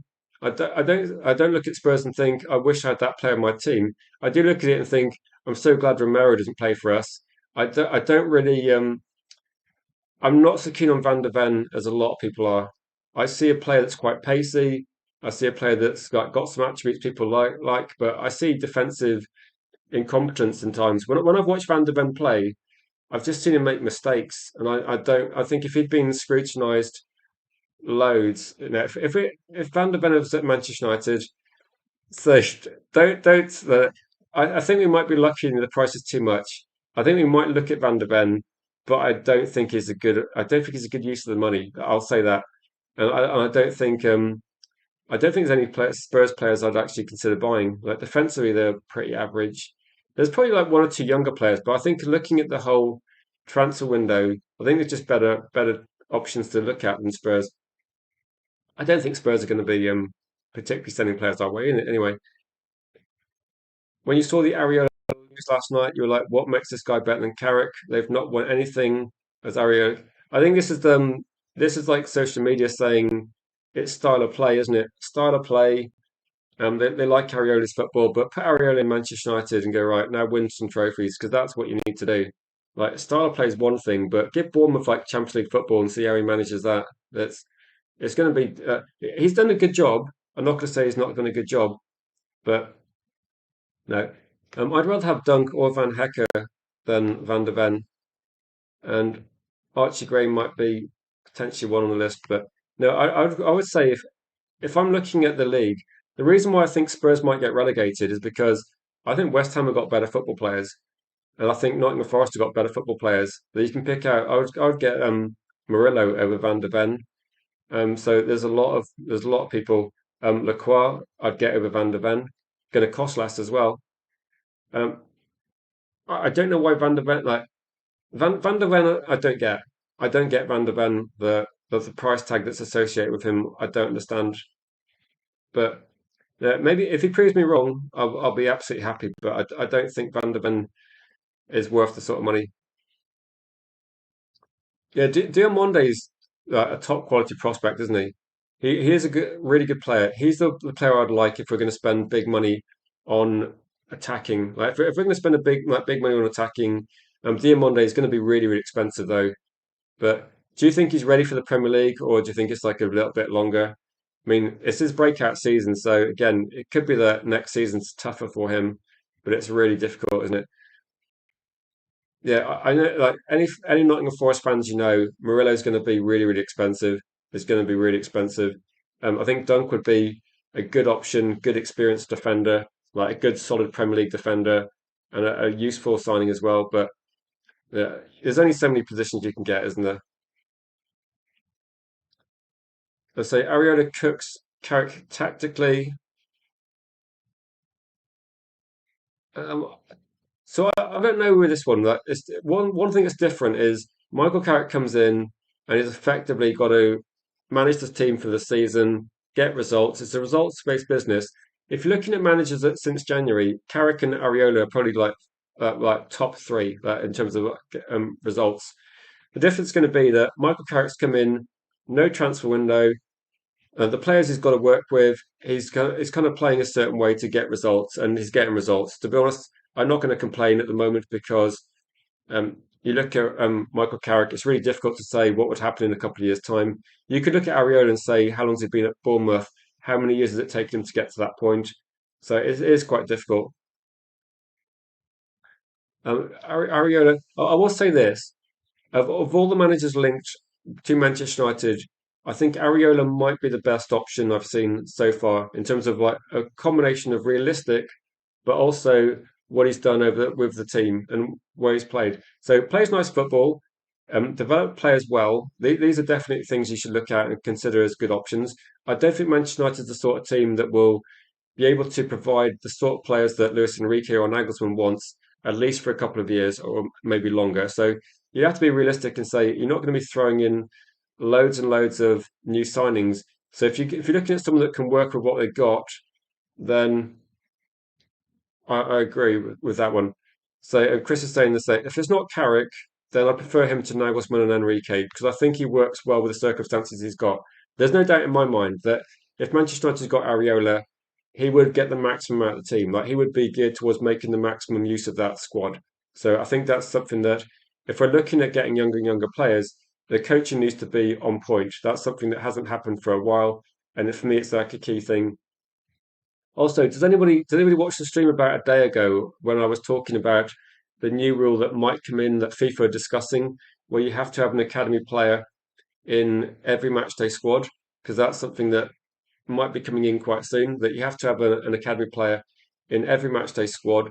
That's going to be a new. I think that's going to be a new FIFA directive where they're looking at trying to do that. So when that comes in, it might mean that academy players are going to be more valued by clubs. There's going to be less incentive to sell these players on, which I think is a good thing. That for me, that's a good change we're going to see in the game. And if we do that, then players like Mainu are going to be more valuable. Players like Aiden Heaven might possibly count, but I think we've kind of fast tracked him. But Chidobe would count. And if we're looking at JJ as well, he would definitely count. So it might mean that having good players coming through your academy, it's going to be almost like a more of a necessity to actually get them in the first team and get at least a player involved in every single game. Like we always have a player in the matchday squad. I think FIFA are trying to go further and say these players actually need to be on the pitch for the game as well. So it might be a difficult thing to implement, and it's going to mean that the academy players are going to potentially be worth like more to the team that they come through. So it might be that if Manchester United get Cody Mainoo, you can keep that guy in your team because you need to have an academy player, but he's also good enough, so it's not a problem either. No, I think there's like a serious conversation to be talking towards like, say you're looking at raiding you're raiding Bournemouth. Now, I would say that if you wanted to raid Bournemouth, then who have you got? You got Senesi, who's available on a free. You got Alex Scott. You got Krupi. Obviously Semenyo went, but you've got some good options there, haven't you? Like potentially a triple raid, and it's not going to cost crazy money. Like Senesi would be free. I think there's better options than Senesi, but for on a free, there probably isn't many better options.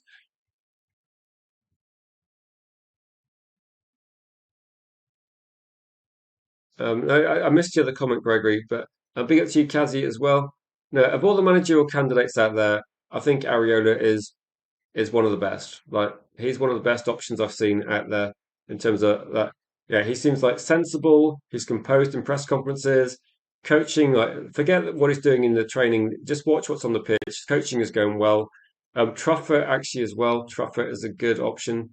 And just trying. So there's a lot of good options there. And sometimes it's that I think what we're seeing is, say, Tom Heaton, academy player. The thing is, like Stephanie, you have to have those players on the pitch. So I don't want Tom Heaton on the pitch. So we have to have an academy player on the pitch. I believe is what FIFA want to bring in. If they do bring in that, then I mean, I'd put Tom Heaton instead of Bindia for sure. But I would be looking at this. I think most people look at Bournemouth as like they like the way they play, and I think a lot of people looked at Bournemouth and thought a lot of it revolved around Semenyo, but it's not really the case, is it? There's a lot of good players at the club, and the style of football is really nice to watch. So it's something that Man United fans absolutely love. If you can put your team around academy players coming through, you can develop younger players, and the attacking football is watchable, and you're getting results. It effectively is every single box ticked, isn't it? So yeah, exactly. Manchester United will not be selling the best players, so it will give Areola time to build. I do think Carrick gets the job. I do think Carrick probably stays in charge, particularly if we beat Liverpool on the weekend. Then the results he's got with the team are not really short of exceptional, are they, compared to where we were early on in the season? And I would say Carrick gets a chance, but if Carrick doesn't get a chance, then maybe Areola goes to Bournemouth. Maybe Areola goes to Newcastle or goes to Chelsea. I think Areola might go to Chelsea if Manchester United. don't make an offer for him. And I think if he goes to Chelsea, I think he'll do quite well. I think Chelsea have got decent players. Like I think he could get the best out of them, but I still don't know if it'd be enough for him to stay at the job very long. Like Chelsea do tend to make some weird transfers. I'm not sure Ariola would. I'm not sure any manager stays at Chelsea more than a year. So if Carrick doesn't work out, we could probably get Ariola the year after. But I do think it's like a really difficult one. And I think if I do a stream towards the end of the season and these two are the main candidates, it's a lot harder decision. I think. Yeah, if we win or draw, then Champions League is confirmed. There'll be a stream, obviously, with like myself and some other guests. It will be good.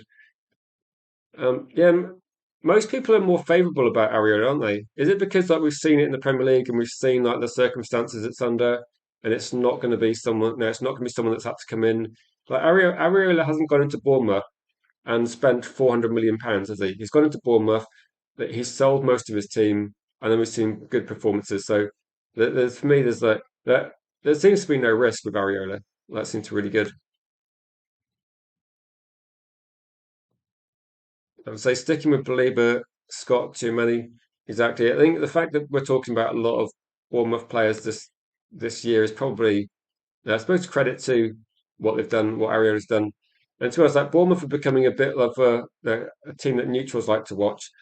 So let's just close the poll because I did run this, and I'm kind of like, surprised by how many people think we should sign Tonali because based on the chat, there was definitely lots of reasons why they wouldn't go for Tonali. But should United sign Tonali for 80 million? Yes, say 68%. No, say 70. So it's one of the higher ones.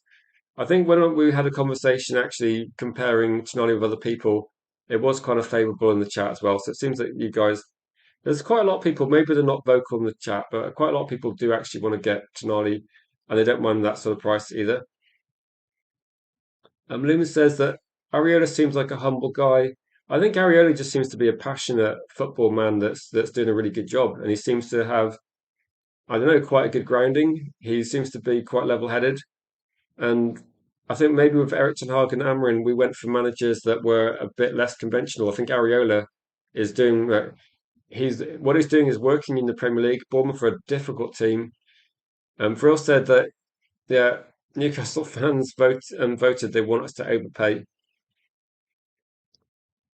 So yeah, no, I would just say if you voted yes, and there's like most people voted yes, let me know.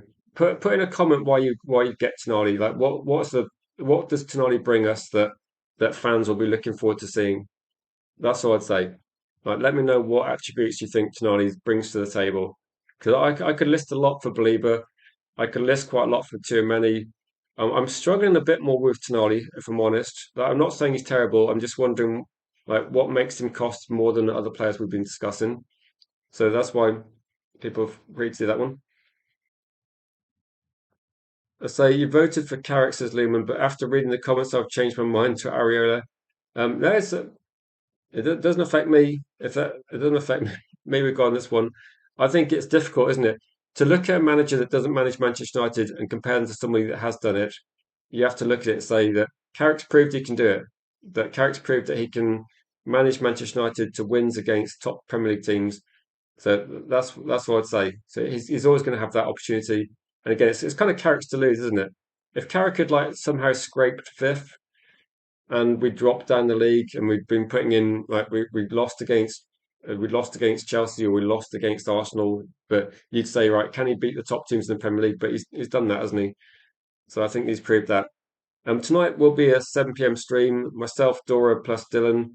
We're probably going to preview the match, as I was saying before. I would say Tonali, shiny new attacking toy. That's the reason the price is high. People, I know, Gaz. I think there's Gaz in the comments saying that you watched a video on Diamonde and you think now is a top quality player. Can you see why he's got a very high price tag? Like there's some players that like Diamonde, I can see why they got a very high price tag because of what they're doing at a very younger level, they're so young age. And I think when you look at Tonali, because he's been in the Premier League for a while, and I don't think, if Newcastle were in a title race and you looked at Tonali as being a top reason why, then I would be like, okay, I can see why. Yeah, I wonder if Areola joined Manchester United, would we see him approach things differently? Because Manchester United, like we saw David Moyes at Everton, and he had like he had a way of setting up for Everton. And with Everton, it's like sometimes it's about like okay, let's make sure we get some points out of the game. Let's not lose the game. But I think the mentality for Manchester United is different, isn't it? That if Ariola plays expansive football and Man United start not getting results, people will not be very kind. Like people will not be too patient. They're expecting a lot very early, so it's a tricky one. That I still think Michael Carrick's probably going to get a little like a small extension and probably deserves it. And we always saying the five at the back versus 10 men. Like I mean, I don't know. I was speaking to my dad, and he was someone that's watched Manchester United since the Busby Babes era, and he was saying we're playing 10 men at home, we're playing five at the back, and there's like 10 minutes to go. He's like, what is this nonsense? So no, there's always going to be like certain games that turn fans against certain managers. So there's been like there's a lot of aggregator accounts pushing this broken verdict. So I was looking earlier today, and it's difficult to find original sources because everybody's repeating the same information. So we're just discussing this as a general point of conversation about where it fits into our transfer lists as well. So again, we're gonna be trying to cover breaking news when it comes out, but sometimes we're just going to be having a general discussion about if this is the price point, then the other story was like other sources pushing down and saying that Manchester United and other clubs don't think they're going to pay too much for Anderson, or certainly not the valuation. I think you just have to look at it and say, at this point in time, if this was the offer on the table, would it be a good decision? Cheers, Stephanie. Good to see you, legend, in the chat. And Randy says, if we qualify, yeah, if Manchester United beat Liverpool, it's going to be genuinely difficult to come up with a reason why Carrick doesn't get an extension. To say that someone's going to walk in and do a much better job than locking up third position in the third position in the Premier League, it's difficult, isn't it? You'd have to look at it and say, what more could Carrick have done? Like, I know it's different when you're permanent manager as opposed to like temporary interim. But Man United put together all the coaching like quite quickly. It didn't take a lot of time from Amrin leaving to actually getting all the coaches employed at Manchester United. So if they're looking at reshuffling things as well, and maybe looking at like maybe we tweak coaches, maybe we changed a few things behind the scenes. It's not necessarily going to be Carrick with exactly the same coaches. They could be looking at changing things. So, yeah, you guys are making me confident because this stream, like loads of people keep posting like Salah's out, Ekatike's out, Isak's out, might be without Kirkes, might be without somebody else, might be without somebody else. And there's always different players that are missing for Liverpool. Whatever team Liverpool put out, I'm expecting Liverpool to make it a difficult game. They just are a difficult opposition. So I don't think we're going to get an easy run from Liverpool. So that again, if Manchester United had players out injured, I think we'd still be looking to give Liverpool a game. So I don't think we're going to be seeing. I don't think we're going to be seeing an easy game, whatever the scenario is. And the artist says, actually say, you think we should cash in on Armadillo, sell him to Sunderland for 40? Um, to be honest, I probably wouldn't disagree. I would say if there was a serious offer on the table, I'd like Man United to actually get some like a better price. If they can get 60 for Elanga, if we can get 40 for Garnacho, we can hopefully get more. But I would be yeah, I would consider it, but it depends. It's not the biggest problem at the moment. I think Armadillo can still improve as well. I think he's what 23, so I wouldn't be rushing him out the door. But I would say if there was a serious offer, I'd consider it. But we have to see.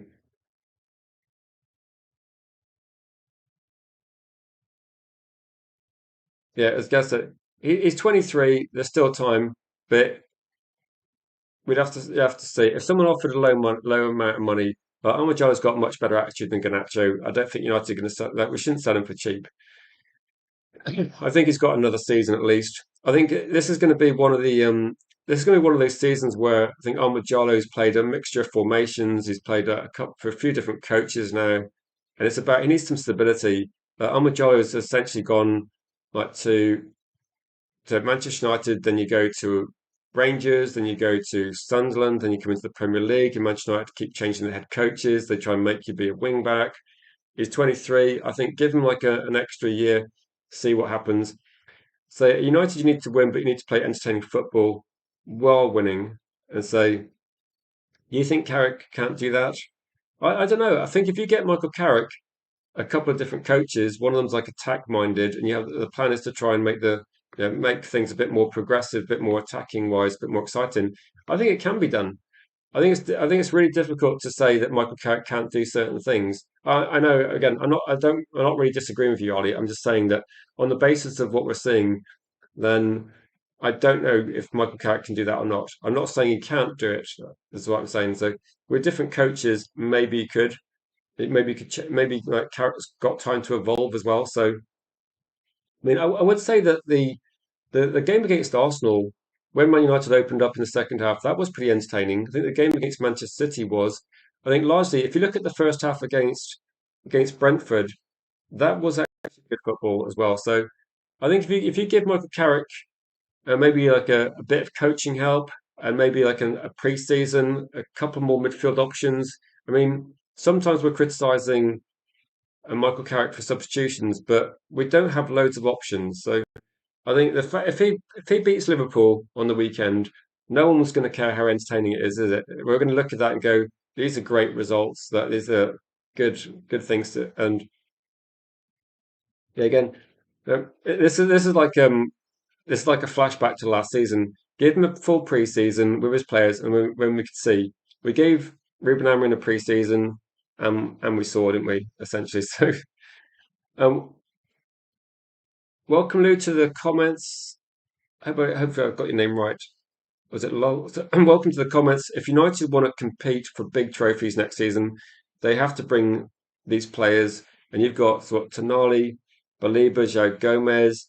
Mickey Gotts is one that's definitely been talked about recently as well. You've got Lewis Hall, Van der Ven, Keys Smith, and then play attacking football. How many players have you got there? So you've got one, two, three, four, five, six, seven. Okay, seven's not crazy. I'm just looking at that thinking, well, Tonali's quite expensive, Baliba's quite expensive, but Joe Gomez is a good price. I've literally no idea how much Lewis Hall would actually cost. His goats like roughly like 60 to 70, maybe. Mickey van der Ven might be too much. But no, I was going to say I like most of those options. I'm just it's just my personal bias. I'm not so keen on Van der Ven. It might be that yeah, said you're saying Danny, you're saying Van der Ven is injury prone. The only thing I've got about Goetz is like actually quite a good price. So yeah, I think you're right. I think we need seven players. I think that's a good number. I would say Van der Ven for me might be too expensive, and it might be that when I've watched Spurs this season, I think I've just been unlucky because I think I watched Van der Ven's worst games because I've watched him make mistakes and that lead to goals. So I don't know. It's just a bit of personal bias about Van der Ven. I've just watched his bad games, I think, unfortunately. So I've not watched every single Spurs game. I think whenever I watch Van der Ven, he knows and it puts too much pressure on him and he falls apart. But one thing I did say that Van der Ven actually looks quite good attacking wise. Like I think he's actually I think when last time I watched him, he scored and then messed up and conceded the goal. So no, I think that Van der Ven we can get a cheaper player. So you wouldn't sell Ahmed. He's arguably the best player under Amrin. Besides, what if he kicks on with a new coach? I think Ahmed Jallow is actually 23. So he's a little bit older, but I think the point's still valid. That I think he's like 23 to 24. Like he's 23 at the moment, but will be 24 soonish. But I think it's a valid point that I think Ahmed Jallow, it's got a couple of years to develop. But what I've been saying is that it's probably like time isn't on his side as much as it used to be. That's what people are saying. And Brill says, sadly, we do need at least seven players. Yeah, we unfortunately we do, don't we? There's no way around that, is there? Only 27 subscribers away from hitting 800. I was hoping we could try and do that before the Liverpool game, but I think it might be a stretch. But no, big thanks to people that have been subscribing today, though. It is massively appreciated. And for people that have just joined the channel, also, if you watch, you'll realize that most of the time in the daytime it's myself streaming, but at night it's generally mixed guests as well. There will be some guest hosts as well occasionally as well as we try and expand. But there is definitely a couple of guests. I mean, one of them confirmed. Well, they both confirmed, but hopefully they're both still available. So there should be three of us at least on tonight at 7 p.m. I say if Van der Ven's expensive, bringing say Vuskovic or Murillo. Yeah, Murillo might be expensive as well, but I think Murillo's excellent. So I think Murillo could be a little bit cheaper than Van der Ven, but if we're a serious club, we should be looking to try and get players of this quality in 100%.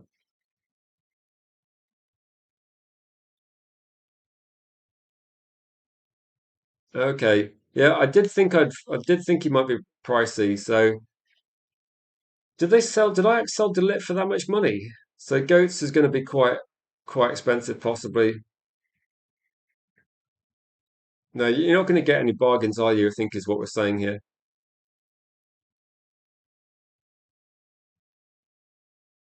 So many of us are craving Areola. Has he won everything already?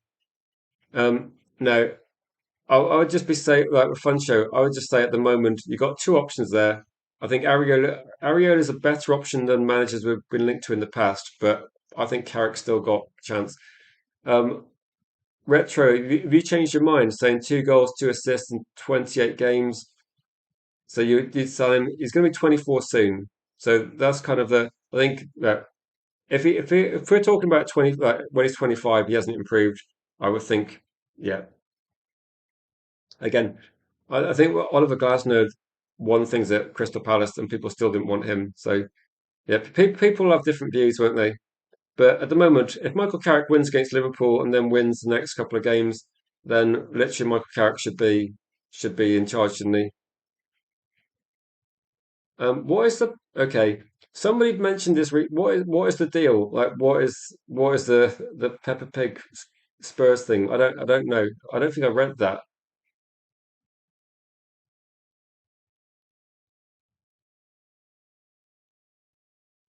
I mean, Michael Carrick. I don't know about Ariola's professional football career as a player, but Michael Carrick's got experience of being in the some of the best teams in the world as a player. So he's definitely got experience.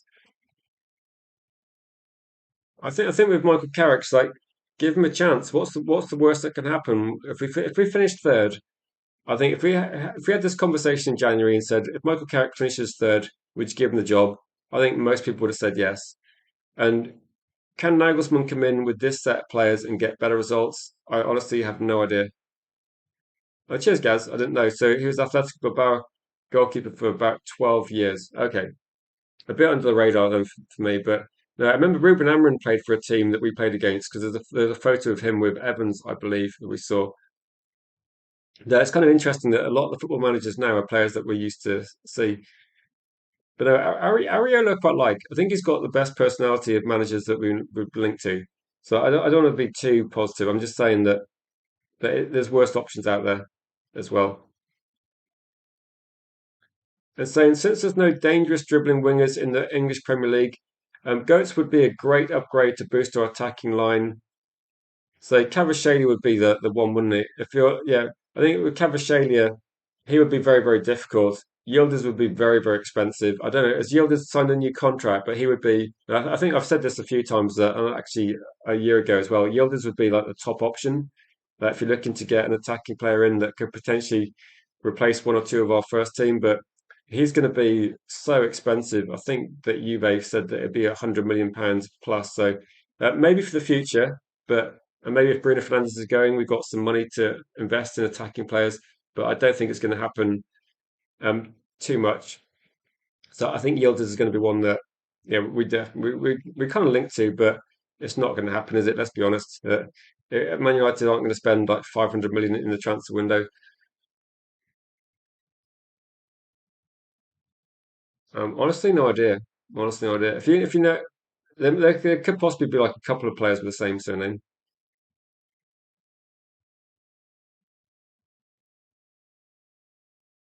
Peppa Pig might save Spurs from relegation. based on what I've seen, Peppa Pig could probably get in the team. I think the mascot at Spurs could probably get in the team as well. And Van der Ven's very erratic. We don't need high. I think Van der Ven's just fast, isn't he? Like Van der Ven's fast, but he makes mistakes quickly as well. He's one of these players that is going to be. That is, maybe Van der Ven should play further forwards. He looks a bit like he's more dangerous in. He's one of these players that's dangerous in both boxes, isn't he? For the wrong reasons. So no, we used to like say with like Maguire is effective in both boxes. I think that when Van der Ven's involved, he can contribute to goals in both penalty areas. But unfortunately for Spurs fans, he kind of makes a few mistakes. And be up to you, Mr. B. Beyonce, yeah, as a stretch, Beyonce might get in the team as well. I mean, I don't see Spurs scoring too many goals, do they?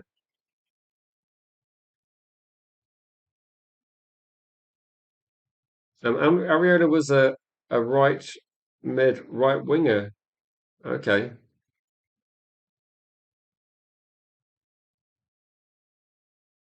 So Randy's got a point saying that we're going to wrap up in a couple of minutes, just so people know. So if you're new and you want to post a comment, then you got 30 seconds, all right, a minute to do that, and I'll go for it.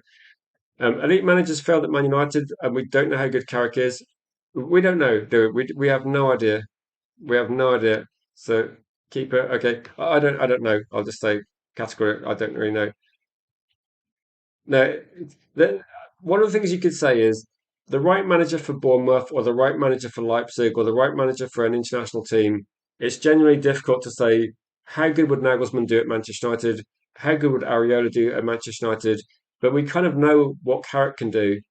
We know what Carrick can do in just a Premier League season.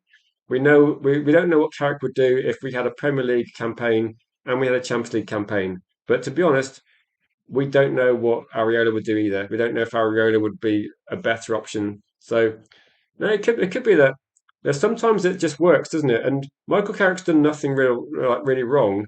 People criticised him for decision making in one game, and then the next game they liked his decision making. They liked his substitutions. They liked what he was doing. They liked the approach and the setup against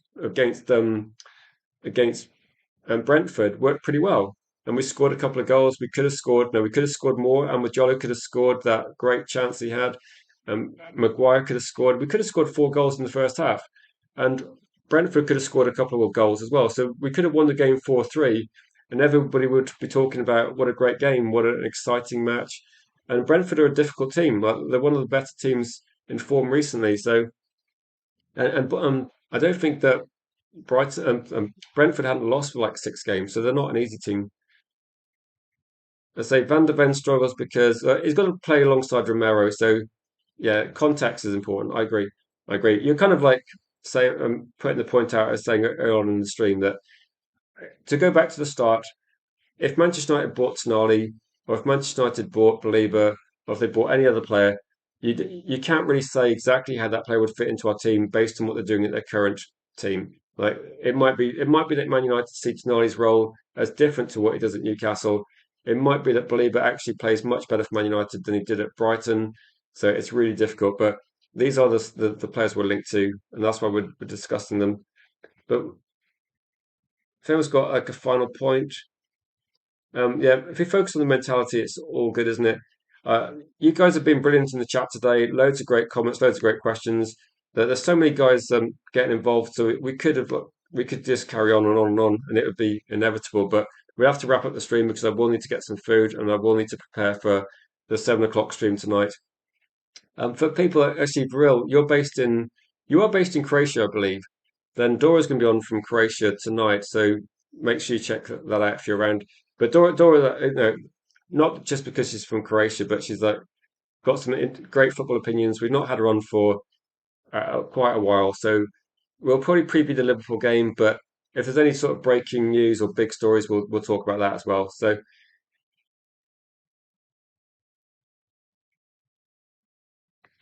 you just people just like saying that Arietta will basically like played every single position. So I don't know. Maybe I'll look into that, guys. Um,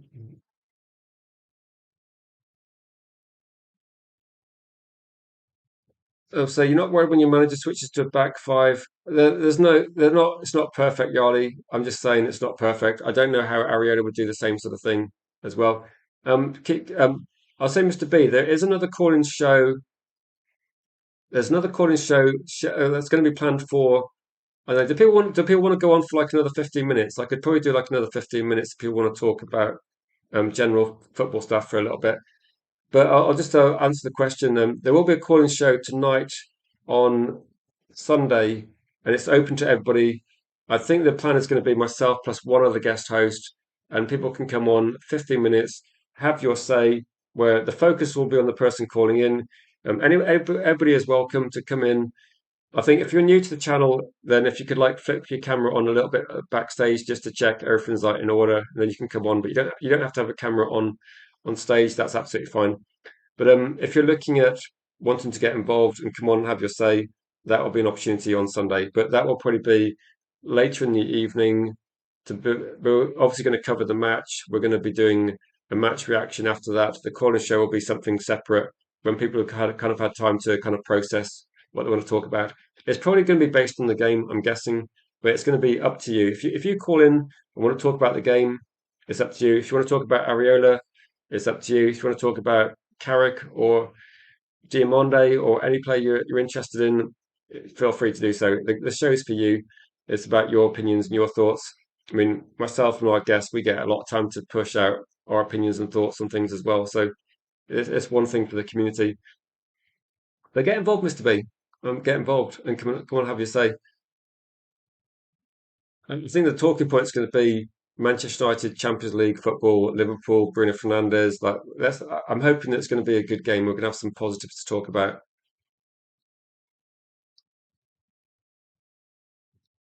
So should we do like another 5 minutes? What do people think? Another 10 minutes of the stream? Michael, say lack of attacking football. United shouldn't let these club legends ruin our club. Um, I, I don't know. The thing is, I don't think Michael Carrick's ruining our club because we're going to get back into the Champions League. The question mark's going to be what happens next season. Like, is Michael Carrick going to be?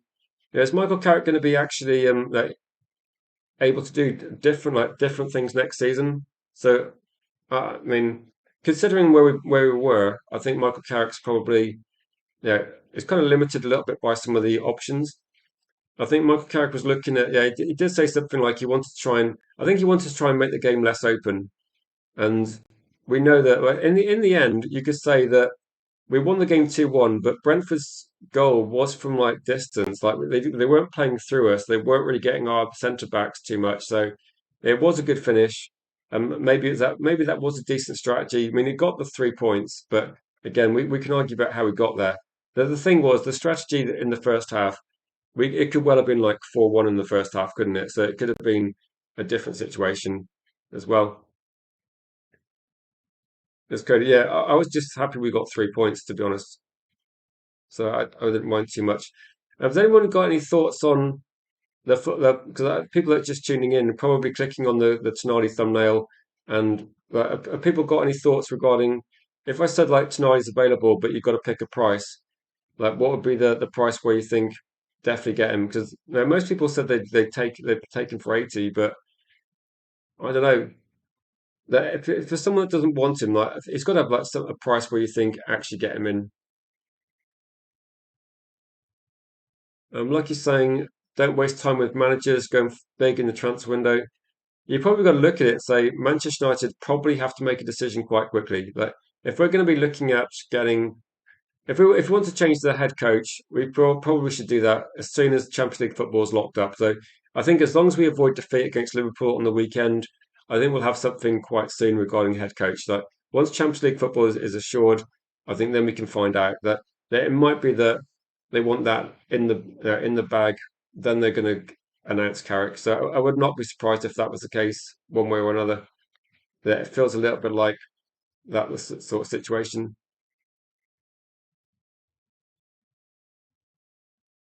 I don't know, to be honest, Mr. B. I've not been looking too much into that one, so I don't know.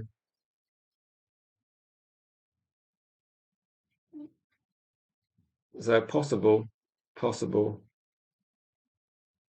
Um, I'll tell you what though, I think Ruben Amorim was trying to ruin the club. From what I saw, from what I saw on the pitch and the results. If Michael Carrick gets third, then I'd say give him a chance. Like give him a chance to prove that he can do it. Then what is the worst that can happen? Like the squad's going to be moving in the right direction. I don't see it as risky. But again, that's my opinion. I don't think it's going to be shared by everybody. But yeah, my focus would be on getting like if Ariola comes or Nagelsmann or Michael Carrick, the key thing's going to be getting a good squad, isn't it? The key thing's always going to be having the players at the squad that can make a difference. So I don't think it matters who the head coach is as much as getting the right players in the very short term. I think if you've got a team you think is capable of winning the Premier League, and we fall quite short of that, then I think we can have a conversation and go, why didn't we win the Premier League? And we can look at it. But if you have a conversation at the moment and go, right, no, nobody thought we could win the Premier League with this squad, and of course we can't. If we came third, I don't think we could expect too much more.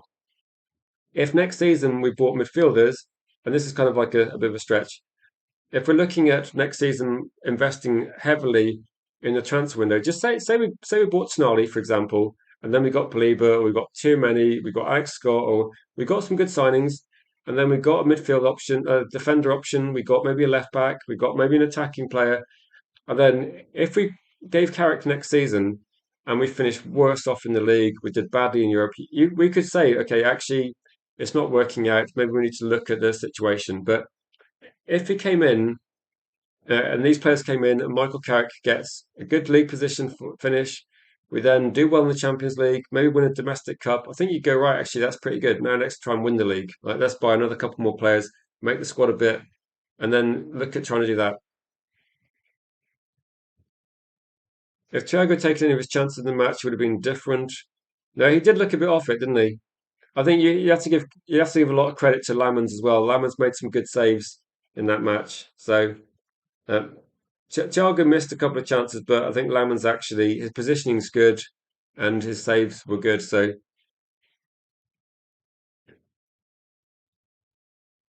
I mean that's why we give credit to Casemiro, the really clinical finishing.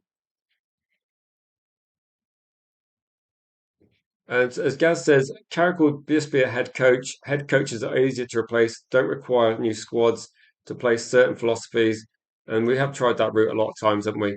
I think this is the route where regardless of whether Carrick comes in or whether and stays in or whether someone else comes in, it's not going to change the way the squad's shaped.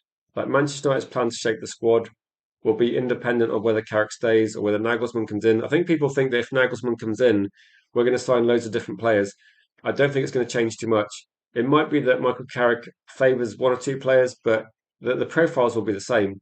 The director of football, like Christopher Vivell, is going to be shaping player recruitment, and between him, Wilcox, Barada, they're going to be shaping what the squad's going to be. So the squad's a bit of a mess at the moment, and it's their job to actually fix the squad and then get a head coach which matches what they want to do. So Michael Carrick's power is somewhat diminished, and I think that Nagelsmann wouldn't get loads more power. So yeah, it's a different way of it's a different way of looking at it. But the way the team plays football, the philosophy of the team, the structure of the team, how many midfielders we're going to sign, what sort of midfield players do we sign, which striker do we choose, which goalkeeper do we choose? These aren't decisions that Ruben Amorim got to make. They're not decisions that Michael Carrick gets to make either. I think it's going to be very different over the next couple of years. If Michael Carrick doesn't work out, it is a different role, isn't it? You're replacing a coach rather than placing someone that maybe had a lot more say in shaping the squad. So if United sign seven players in the summer or five players in the summer, they're not going to get players from Michael Carrick. They're going to get players from Manchester United. So if Michael Carrick gets replaced, they're not going to have a squad that doesn't suit another manager. There'll be a different situation. Um, so if United bring in too many, always defending instead of going for, if you get too many is an elite player. So if you get too many, the fact he's doing that at Real Madrid doesn't mean that he's necessarily going to have to do exactly the same role at Manchester United. Like Casemiro wasn't an attacking player at Real Madrid; he was more at Manchester United. So I don't know. The thing is, like, you can bring players in, but too many wouldn't do the same thing at Manchester United necessarily as he did at Real Madrid. Like things might be different. So again, I just say, lol, just be open minded. We don't know what's going to happen. Like things might change. That players might do things you're not expecting. So we don't know 100%. No, I'll be doing streams every day anyway. So when we sign new players and we talk about new players, once we get those players in our team and we see performances, like if you're new to the channel, we will be doing a show on the Sunday after the match as well. We'll be talking about it. So we will be like scrutinising the team, the manager, and everything else. But there will be a calling show for people to come on as well. So there is an option for people to get involved if they want to get involved. But I'm probably have to head off now. If there's any sort of final questions, you've got about 30 seconds. But it's a nice day outside, so I'm going to get a bit of sun, get a bit of food before this evening stream. But I'll just scan the comments. Anything? No, I appreciate that.